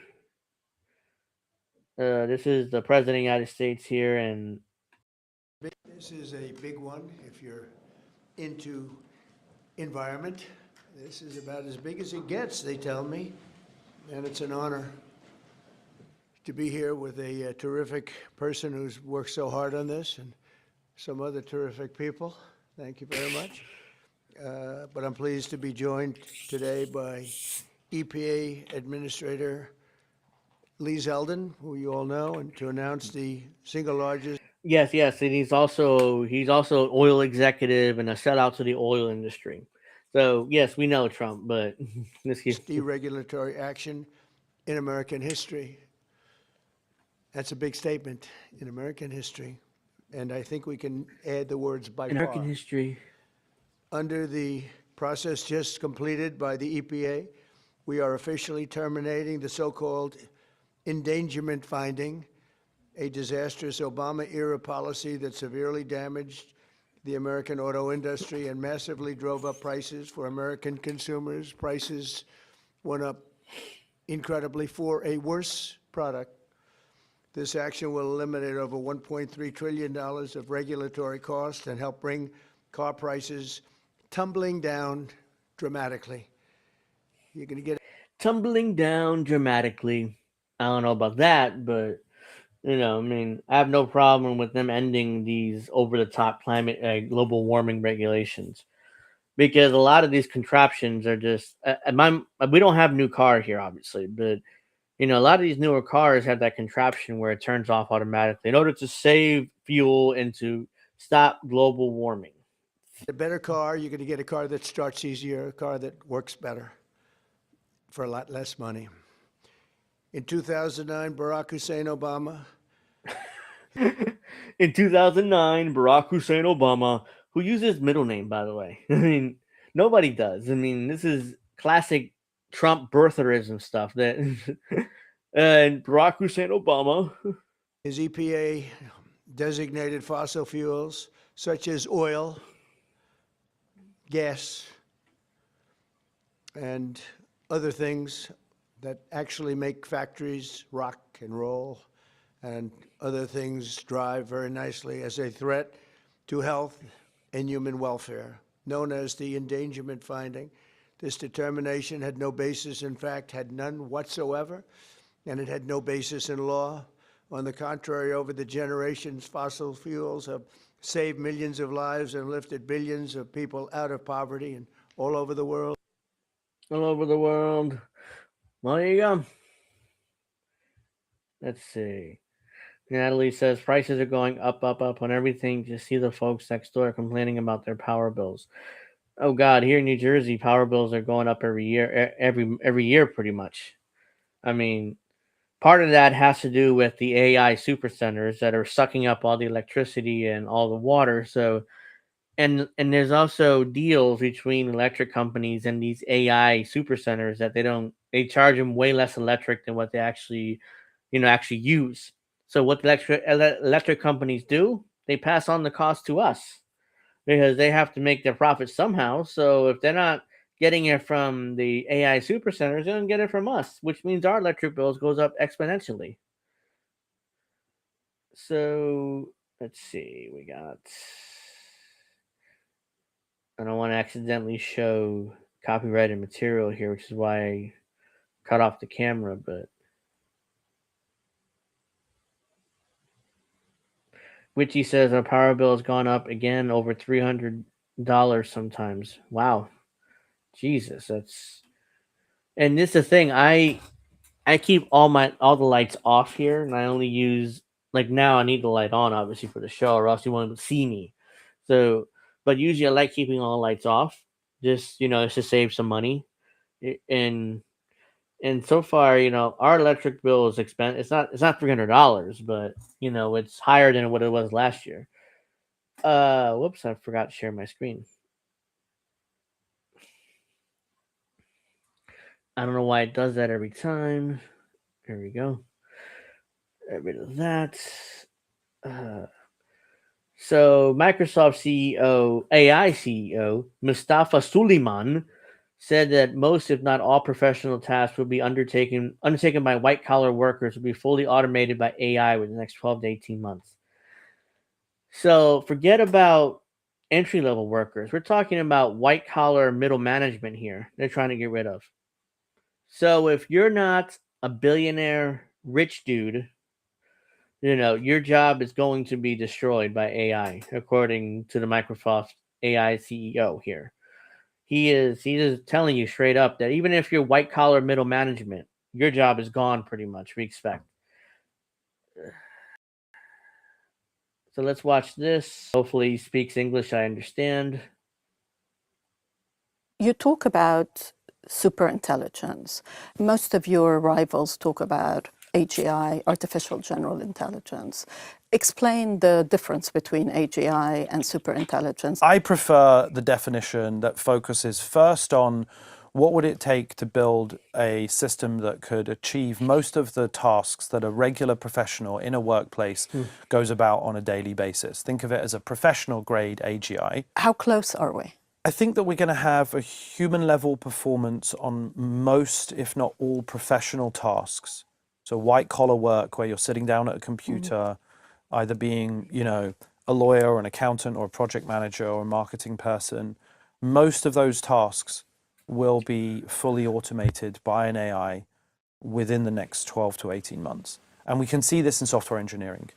Many software engineers report that they are now using AI-assisted coding for the vast majority of their code production, which means that their roles shifted now to this meta function of debugging, scrutinizing, of doing the strategic stuff like architecting, of, et cetera, putting things into production. So he's giving you computer language gobbledygook there. It's a quite different relationship to the technology, and that's happened. I understand it because, I'm into computers and stuff, but that's a bunch of gobbledygook, basically like, our AI, we got to do this with our AI and to have it functional, to replace most middle management or white collar workers, as it put here.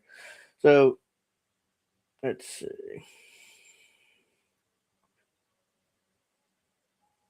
Let's hide that for now. Let's see. So I don't want to share the screen and then accidentally I'm putting out some copyrighted stuff. So I already covered that. Well, we'll cover this and then we'll get to our oops, wait. Oops, no. Oh, here we go. What? No. You know what? Well, you know what? Let's just do that. Sorry. Hold on. There we go. I guess still gotta learn how to work that. And let's do that. Let's do that. Witchy says, yeah, I'd be using TechGuard to explain something very simple. The megabits don't want you gone. They don't want you to exist. Yeah, it's very, I knew it, like, dude, you said it like that, but whatever. So let's get to Mamdani here because he's struggling. He is struggling right now as the mayor of New York City. New York City Zohar Mamdani, New York Mayor Zohar Mamdani is asking for money again. Quote, testifying before a joint budget hearing in Albany, the mayor admitted that his team underestimated income from Wall Street salaries and bonuses. So he wants to raise the income tax. In New York City? Really? You want to raise taxes further? In New York City? I mean, my God. I mean, it says a 2% tax raise. A 2% raise in personal income tax in the most affluent New Yorkers. So in other words, only it's a 2% tax increase on the wealthy, which is never going to pass because Democrats in Albany will never pass it. So it's like Mamdani is just wasting his breath here. He's been on the job just for 42 days with New York City Mayor Mamdani today in Albany looking and asking for money. A new mayor already facing a $7 billion budget deficit needs more money to pay for his agenda. So let's see. That he's been on the job for just 42 days, but New York Mayor Mamdani today in Albany looking and asking for money. Political folk call it Tin Cup Day. The new mayor, already facing a $7 billion budget deficit, needs even more to pay for his agenda. Will the legislature and will Governor Hochul greenlight the mayor's plans for? No, they won't. There's nothing Mamdani can do about it either. Higher taxes on corporations and New Yorkers earning more than $1 million. Here's NJ Perkins. After 2 weeks spent turning over rocks at City Hall, Mayor Mamdani announced today that the budget deficit is no longer $12 billion. We have lowered that $12 billion gap to $7 billion.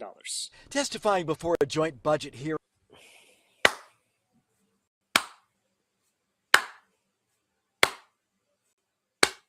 Am I supposed to be impressed?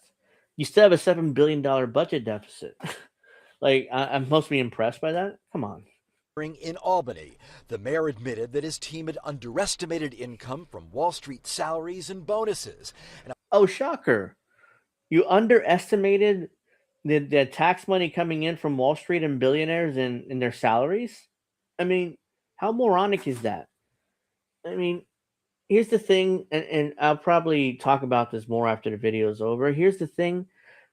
A lot of there's a stereotype that liberals, leftists, progressives, whatever you want to call us, and this, and like we have no understanding of the economy or how it works or how salaries work in Wall Street, and that's turning out to be true. It seems like Mamdani is like, I can't believe we're not raising enough money from the taxes we're charging billionaires in Wall Street. I can't believe it.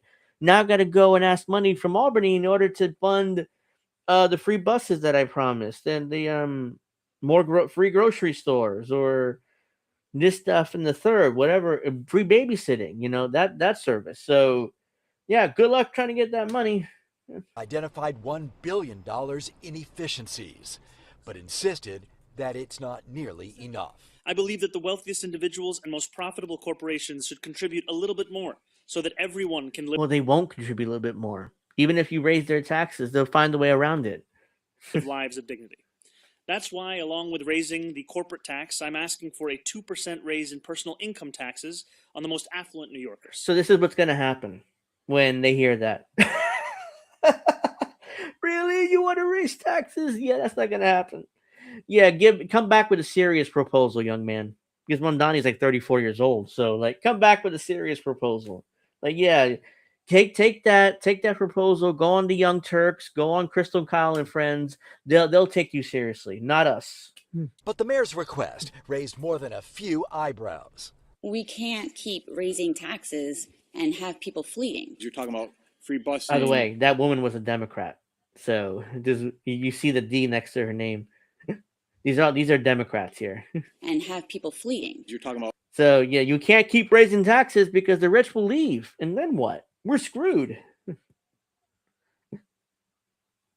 Free busing, free childcare. That's a Republican. So that's pretty ambitious. The state is in serious fiscal trouble as well. I have a big concern because of your philosophy.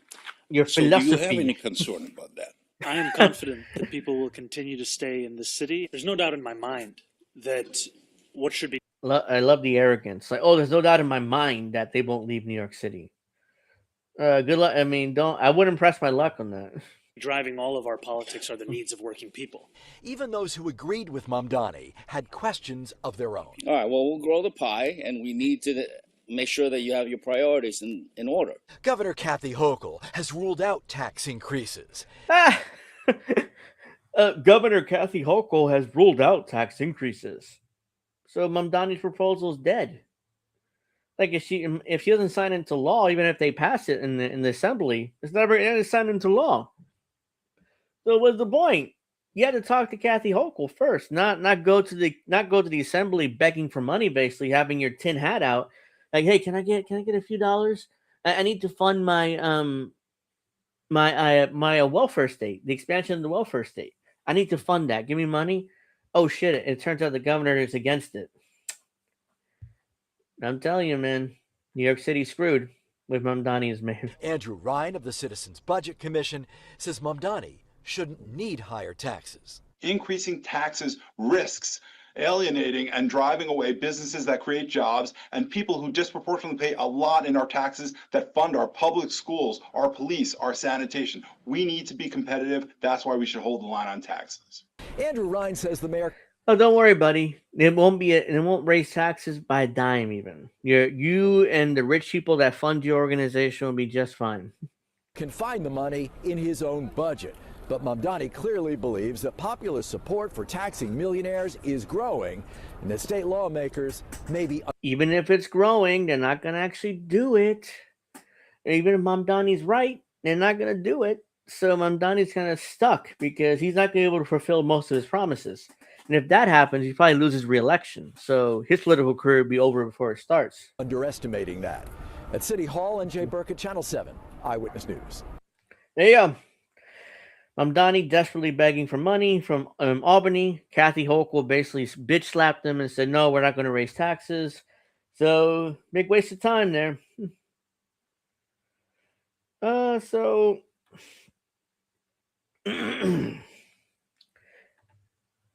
Let's see. Ooh. I got a few videos here from a town hall or some sort of conference that AOC did in Munich, in Germany. So she's asked about Taiwan, a relationship between Taiwan, China, and the United States. She's asked about, I'll play these videos in a moment. She's asked about the Democratic presidential candidate. Should we reevaluate relationship to Israel? She's asked about, she talks about how the U.S. is looking to withdraw from the rest of the world so we can enter an age of authoritarianism. All right, so let's start with this one. So this is the one. I hate this. Should just be there automatically. This is the one where it says, quote, the question is, should the U.S. commit troops to defend Taiwan? Very simple answer, no. And it wouldn't matter because the U.S. recognizes the one China policy, which basically means that Taiwan is a part of China. We recognize, the United States recognizes Taiwan as part of China, even though technically they're not. But that's what the one China policy is essentially what it is. AOC cannot answer this question. She stumbles her way through an answer that makes no sense and it's brutal to listen to. That's all she had to say. Is like, no, we're not going to commit troops to Taiwan, but I don't think it should it's not going to happen because the U.S. recognizes the one China policy. That's it. That's your answer. Get out. Instead, she does this. Would and should the U.S. actually commit U.S. troops to defend Taiwan if China were to move? You know, I think that this is such I think that this is a this is of course a very long-standing policy of the United States, and I think what we are hoping for is that we want to make sure that we never get to that point, and we want to make sure that we are moving in all of our economic research and our global positions to avoid any such confrontation. And for that question, what the hell's it got to do with the question? She asked you whether the U.S. should commit troops to Taiwan just in case China moves on Taiwan. That's her answer. This is the real answer. We're not going. China. I did the same thing.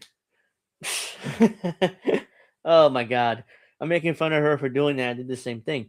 Anyways, this is the real answer. It's 47 seconds. It should probably be 15 seconds. China is not going to move on Taiwan because we in the U.S. recognize Taiwan as part of China. So there is no reason for China to try to take Taiwan. So, and we're also going to stop funding Taiwan and their weapons because we don't want to give China a reason to invade Taiwan. 20 seconds. That's the left wing answer. That's the answer she should have given. If you're anti-imperialist, you move on and you get out. Instead, she gives us a 47-second bumbling answer, which is embarrassing. It's embarrassing to her, the Democratic Party, her constituents, and the country, because she's out there in Germany, making an ass out of herself. Let's see. So we got. Whoops, that's the wrong thing. We got this one. The moderator asked her, so when you run for president, are you going to impose a wealth tax or a billionaire tax? Which I'm going to get to. She says something similar as Mamdani, but I'm going to get why to how ridiculous that is. Let's see. So when you run for president, are you going to impose a wealth tax or a billionaire's tax? I don't think that I don't think that anyone, and that we don't have to wait Remember, she stumbled through her answer for first. any one president to impose a wealth tax. I think that it needs to be done expeditiously. And interestingly, when I wrote about wealth tax recently, and Oh, this is dumb, but I'll of explain course the why. big argument against this is always capital flight, the US is actually uniquely placed to do it because you guys tax on the basis of citizenship, so people can't flee, and even if you change your citizenship, there's basically an exit tax because you have to pay a tax on unrealized capital gains. I learned this just recently. So when you run for Well, there you go. The reason why this is dumb is because there's a fundamental misunderstanding on how billionaires and Wall Street, how they compensate each other in their salaries. Most CEOs don't get a salary. Either they don't get a salary or they get a small salary. And then they take the rest in something what's called stock options, which basically means IOUs. Like, oh yeah, here's a piece of paper saying that I owe you this money. You can cash in whenever you want. Well, the problem is if you do cash in those type A stock options, your stock price will get lowered. So that's why remember when Elon Musk and the left kind of freaked out about Elon Musk getting agreeing with the Tesla board and to get $1 trillion in compensation. All of that compensation was not cash. It was in basically stock options, where Elon Musk would get $1 trillion worth of stock options over the next 5 years if the company makes a certain amount of profit every year. So he's not guaranteed that $1 trillion in stock options, but if he does meet all the requirements for profitability, then yes, he's going to get $1 trillion in stock options. So the problem is, and I don't want to bore you too much with the details, the problem is you can't tax those stock options because they're not actually making salaries. The only way you can tax it is through income tax. So the income tax, it can be as high as you want. Mamdani can make a 90% income tax for billionaires. Or AOC, if she runs for president and puts out a tax policy, she can make it as high as 95%. Doesn't matter because most billionaires don't make their money off a salary. They have stock options. So what do? They go to a bank, Goldman Sachs, Bank of America, whatever big bank you could think of. They go to a bank and ask for a personal loan of, let's say, $100 million. And okay, it's like, what's your collateral? The stock options. That's not collateral. And of course, the banks love that because they're guaranteed payment with interest, no matter what. So they give them $100 million, and personal loans are not taxable. This is how it's a round-around circle. And that's how they get away with not paying taxes on their salaries, because ultimately they don't make a salary. What they do is take out loans. Most billionaires do this, and which is why they all get wealthier and wealthier and wealthier and wealthier, because ultimately the system is built on a giant piece of paper, is basically IOUs. And we all think, oh my God, Elon Musk is worth what, $700 million right now, or 700 billion, excuse me. I put I put 3 less zeros than what he actually is worth. Most of that is in stock options and all the other things of his companies. That has nothing to do with anything else.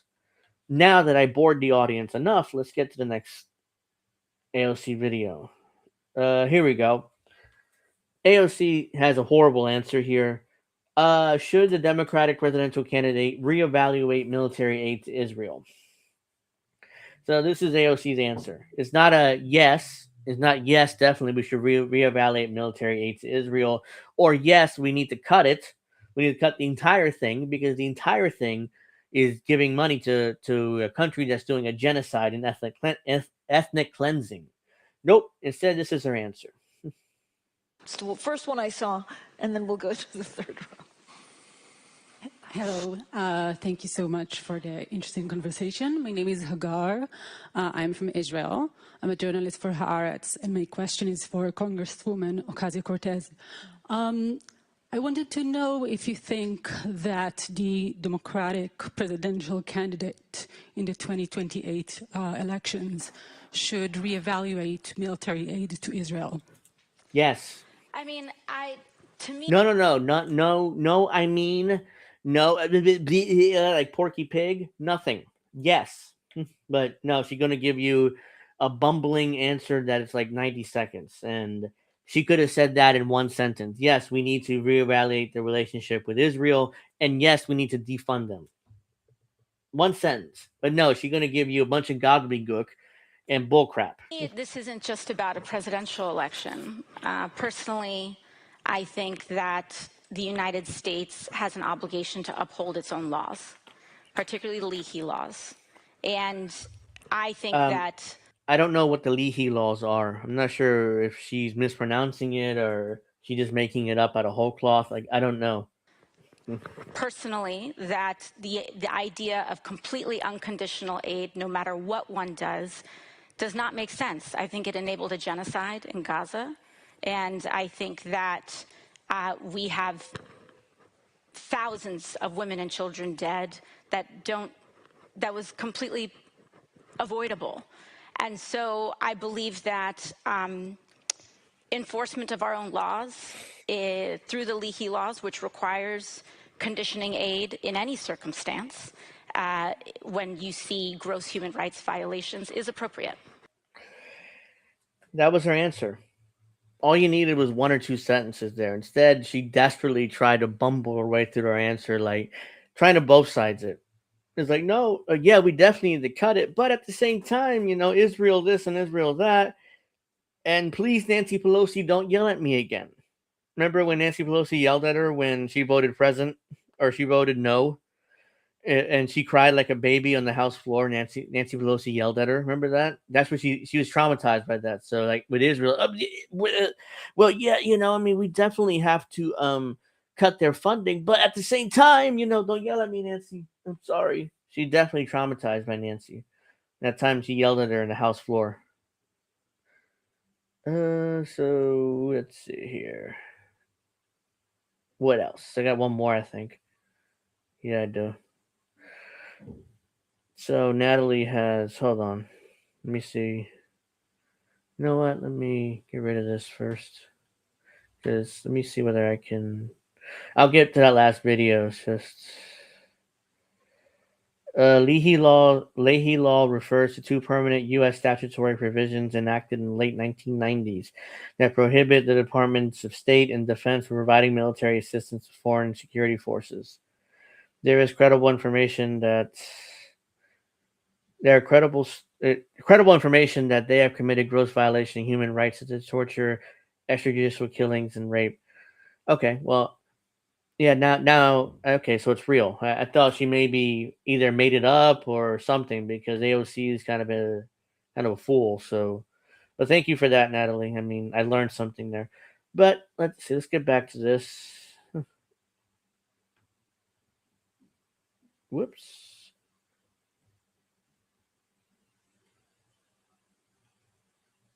Let's get to that. There we go. Hold on. Witchy says, like when my mom hit me so hard across the face twice for not saying anything at all, and then telling me you better have a smile on your face when we get where we're going, and I better not embarrass her.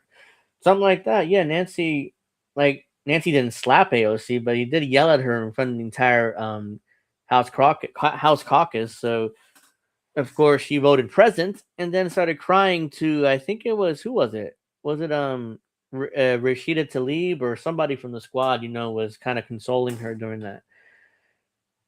So yeah, it's pathetic. So this is AOC talking about the U.S. and authoritarianism, and somehow everything is Donald Trump's fault. And she also throws in some Russia gating when she talks about Putin. So it's just embarrassing.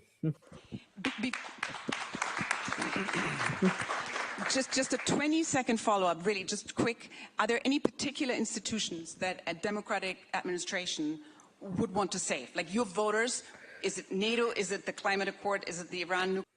This should be nothing. This answer should be, I don't want to save any international institutions. The U.S. should focus on itself and rebuilding its country first, our country first, before we focus on the rest of the world. But no, that's not AOC's answer. As a progressive Democrat, by the way. Are there some things where, just give me a lily pad. Well, first and foremost, I think we need to revisit our commitments to international. Hold on. Witchy said my mom was very abusive. I'm sorry to hear that. I mean, shit. I mean, I had great parents overall, but yeah, I mean, I'm glad that that you were able to get through that point in your life and are now healing, as you said. So good to hear. But I had to load her answer here because she was asked what institutions would you save, or what institution would a Democrat save if they were in charge. So Accord, is it the Iran nuclear? Are there some things where, just give me a lily pad. Well, first and foremost, I think we need to revisit our commitments to international aid. Oh my God. She wants to bring back the international aid, all the aid that we would give countries around the world to bribe them and to continue being right wing. And if you were a left wing country, they would use like USAID, USAID, in order to fund color revolutions around the world with left wing countries that we hate because they're socialists or communists. So we would fund right wing government, right wing militaries, paramilitaries through USAID. That was most of USAID's budget, by the way. It wasn't even, they barely spent any money on helping the poor and disadvantaged in Africa, but they barely spent any of that money. Most of that budget went to, right wing paramilitaries and funding color revolutions around the world with governments that we hate. But AOC wants to bring that back. Bring that back. Excuse me. I mean, I lost my voice there. Let's see. Not just USAID, but the dozens of global compacts that this current Secretary of State and President Trump have withdrawn from. They are looking to withdraw the United States from the entire world so that we can turn into an age of authoritarianisms. Authoritarianism. Yeah, we want to be. The United States was already authoritarian for decades, AOC. Like, you act like the authoritarianism just came last week or last year when Trump became president. It's like, yeah, we're turning towards authoritarianism. Yeah, we've been like that for decades. Not anything new. Where have you been? Where have you been, sweetheart? Let's see. More of authoritarians that can carve out the world where Donald Trump can command the Western Hemisphere and Latin America. Oh, by the way, no. By the way, welcome in the real world, Alex, because the United States is already controlling the Western Hemisphere and Latin America for decades. Again, this is not anything new. This is not evil orange man Donald Trump's fault. It's something the United States has been doing for over 100 years on the Western Hemisphere and Latin America especially. We control this region of the world. It's not anything new. As his personal... And also, Russia also has influence over Eastern Europe. That's their sphere of influence. China has their sphere of influence over the South China Sea and that area of the world, in Asia. So all the superpowers have their sphere of influence, is what it's called. That's Geopolitics 101. So AOC clearly struggles with geopolitics and definitions and stuff like that. So it's very embarrassing that I know more than a freaking congresswoman. Sandbox where Putin can saber rattle around Europe, and yeah, that's made up. Again, like she's doing Russophobia, Russiagating here. Well, Putin is going to control Eastern Europe. Well, he already does. The Russians already have that influence there. That's their sphere of influence. Again, it's like it's not new. The Russians have always Going back to the Soviets just straight up occupied Eastern Europe for decades, for what, over nearly 100 years they've been around. So yeah, obviously, duh. Like, come on. Like, she doesn't know anything about if geopolitical issues, international politics. And try to bully around our own allies there, and for essentially authoritarians Yeah, I know, Witchy. I'm gonna wrap up now. It's just I want to finish this video first. to have their own geographic domains. And it actually is the Trans-Pacific Partnership. It is Wait. Did she just say she want to bring back TPP? have their own geographic domains. And it actually is the Trans-Pacific Partnership. I'm sorry, I'm not understanding this. Hold on. And try to bully around our own allies there. And for essentially authoritarians to have their own geographic domains. And it Which has already been happening. Like, you can't be this stupid. actually is the Trans-Pacific Partnership. It is Wait. What does TPP have to do with any of this? Like, I don't understand why she brought up TPP. is our global alliances that can be a hard stop against authoritarian consolidation of power, particularly in the installation of regional puppet governments. I can't understand. I didn't understand that last part. Why did she bring up TPP? She didn't say she was in favor of it, but she did say somehow authoritarian leaders and whatever. Then TP, that's called TPP, and the TPP is what? I couldn't make heads or tails of that. I know what TPP. That's why I'm shocked you brought up TPP.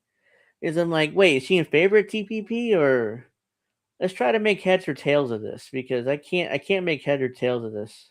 Hemisphere and Latin America as his personal sandbox, where Putin can saber rattle around Europe and he's already Eastern Europe and try to bully around our own allies there, and for essentially authoritarians to have their own geographic domains.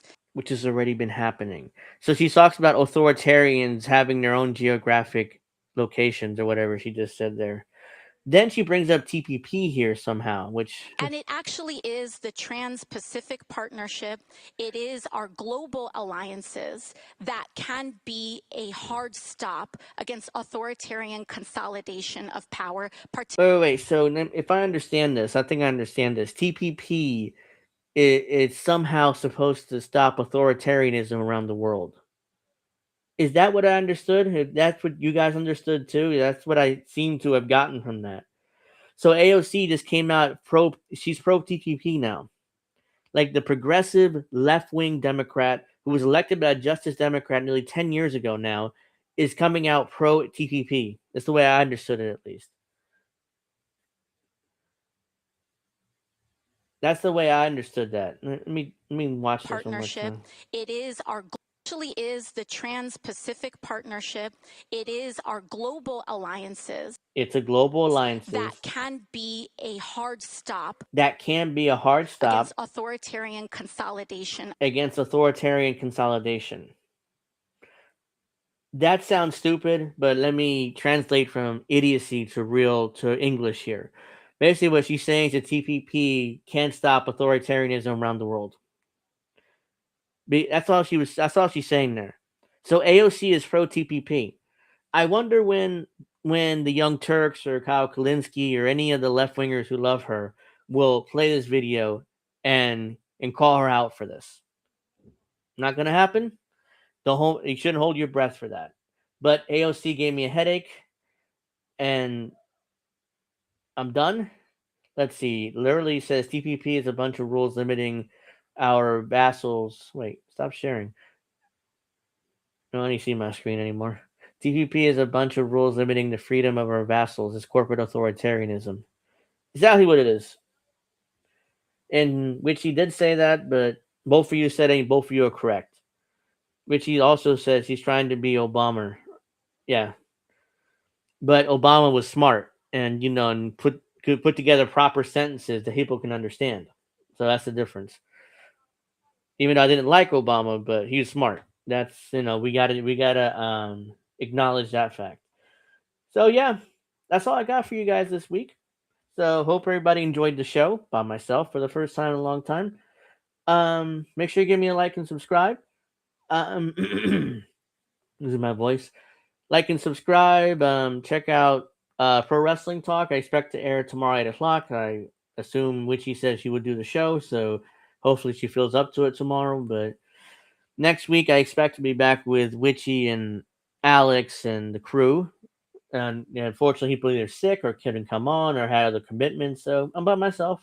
Hopefully, you guys enjoyed the show. Make sure you like and subscribe. Have yourselves a great weekend. We'll see you tomorrow at 8 o'clock for Wrestling Talk on my channel, INN The Ocho, and all the other channels we're on.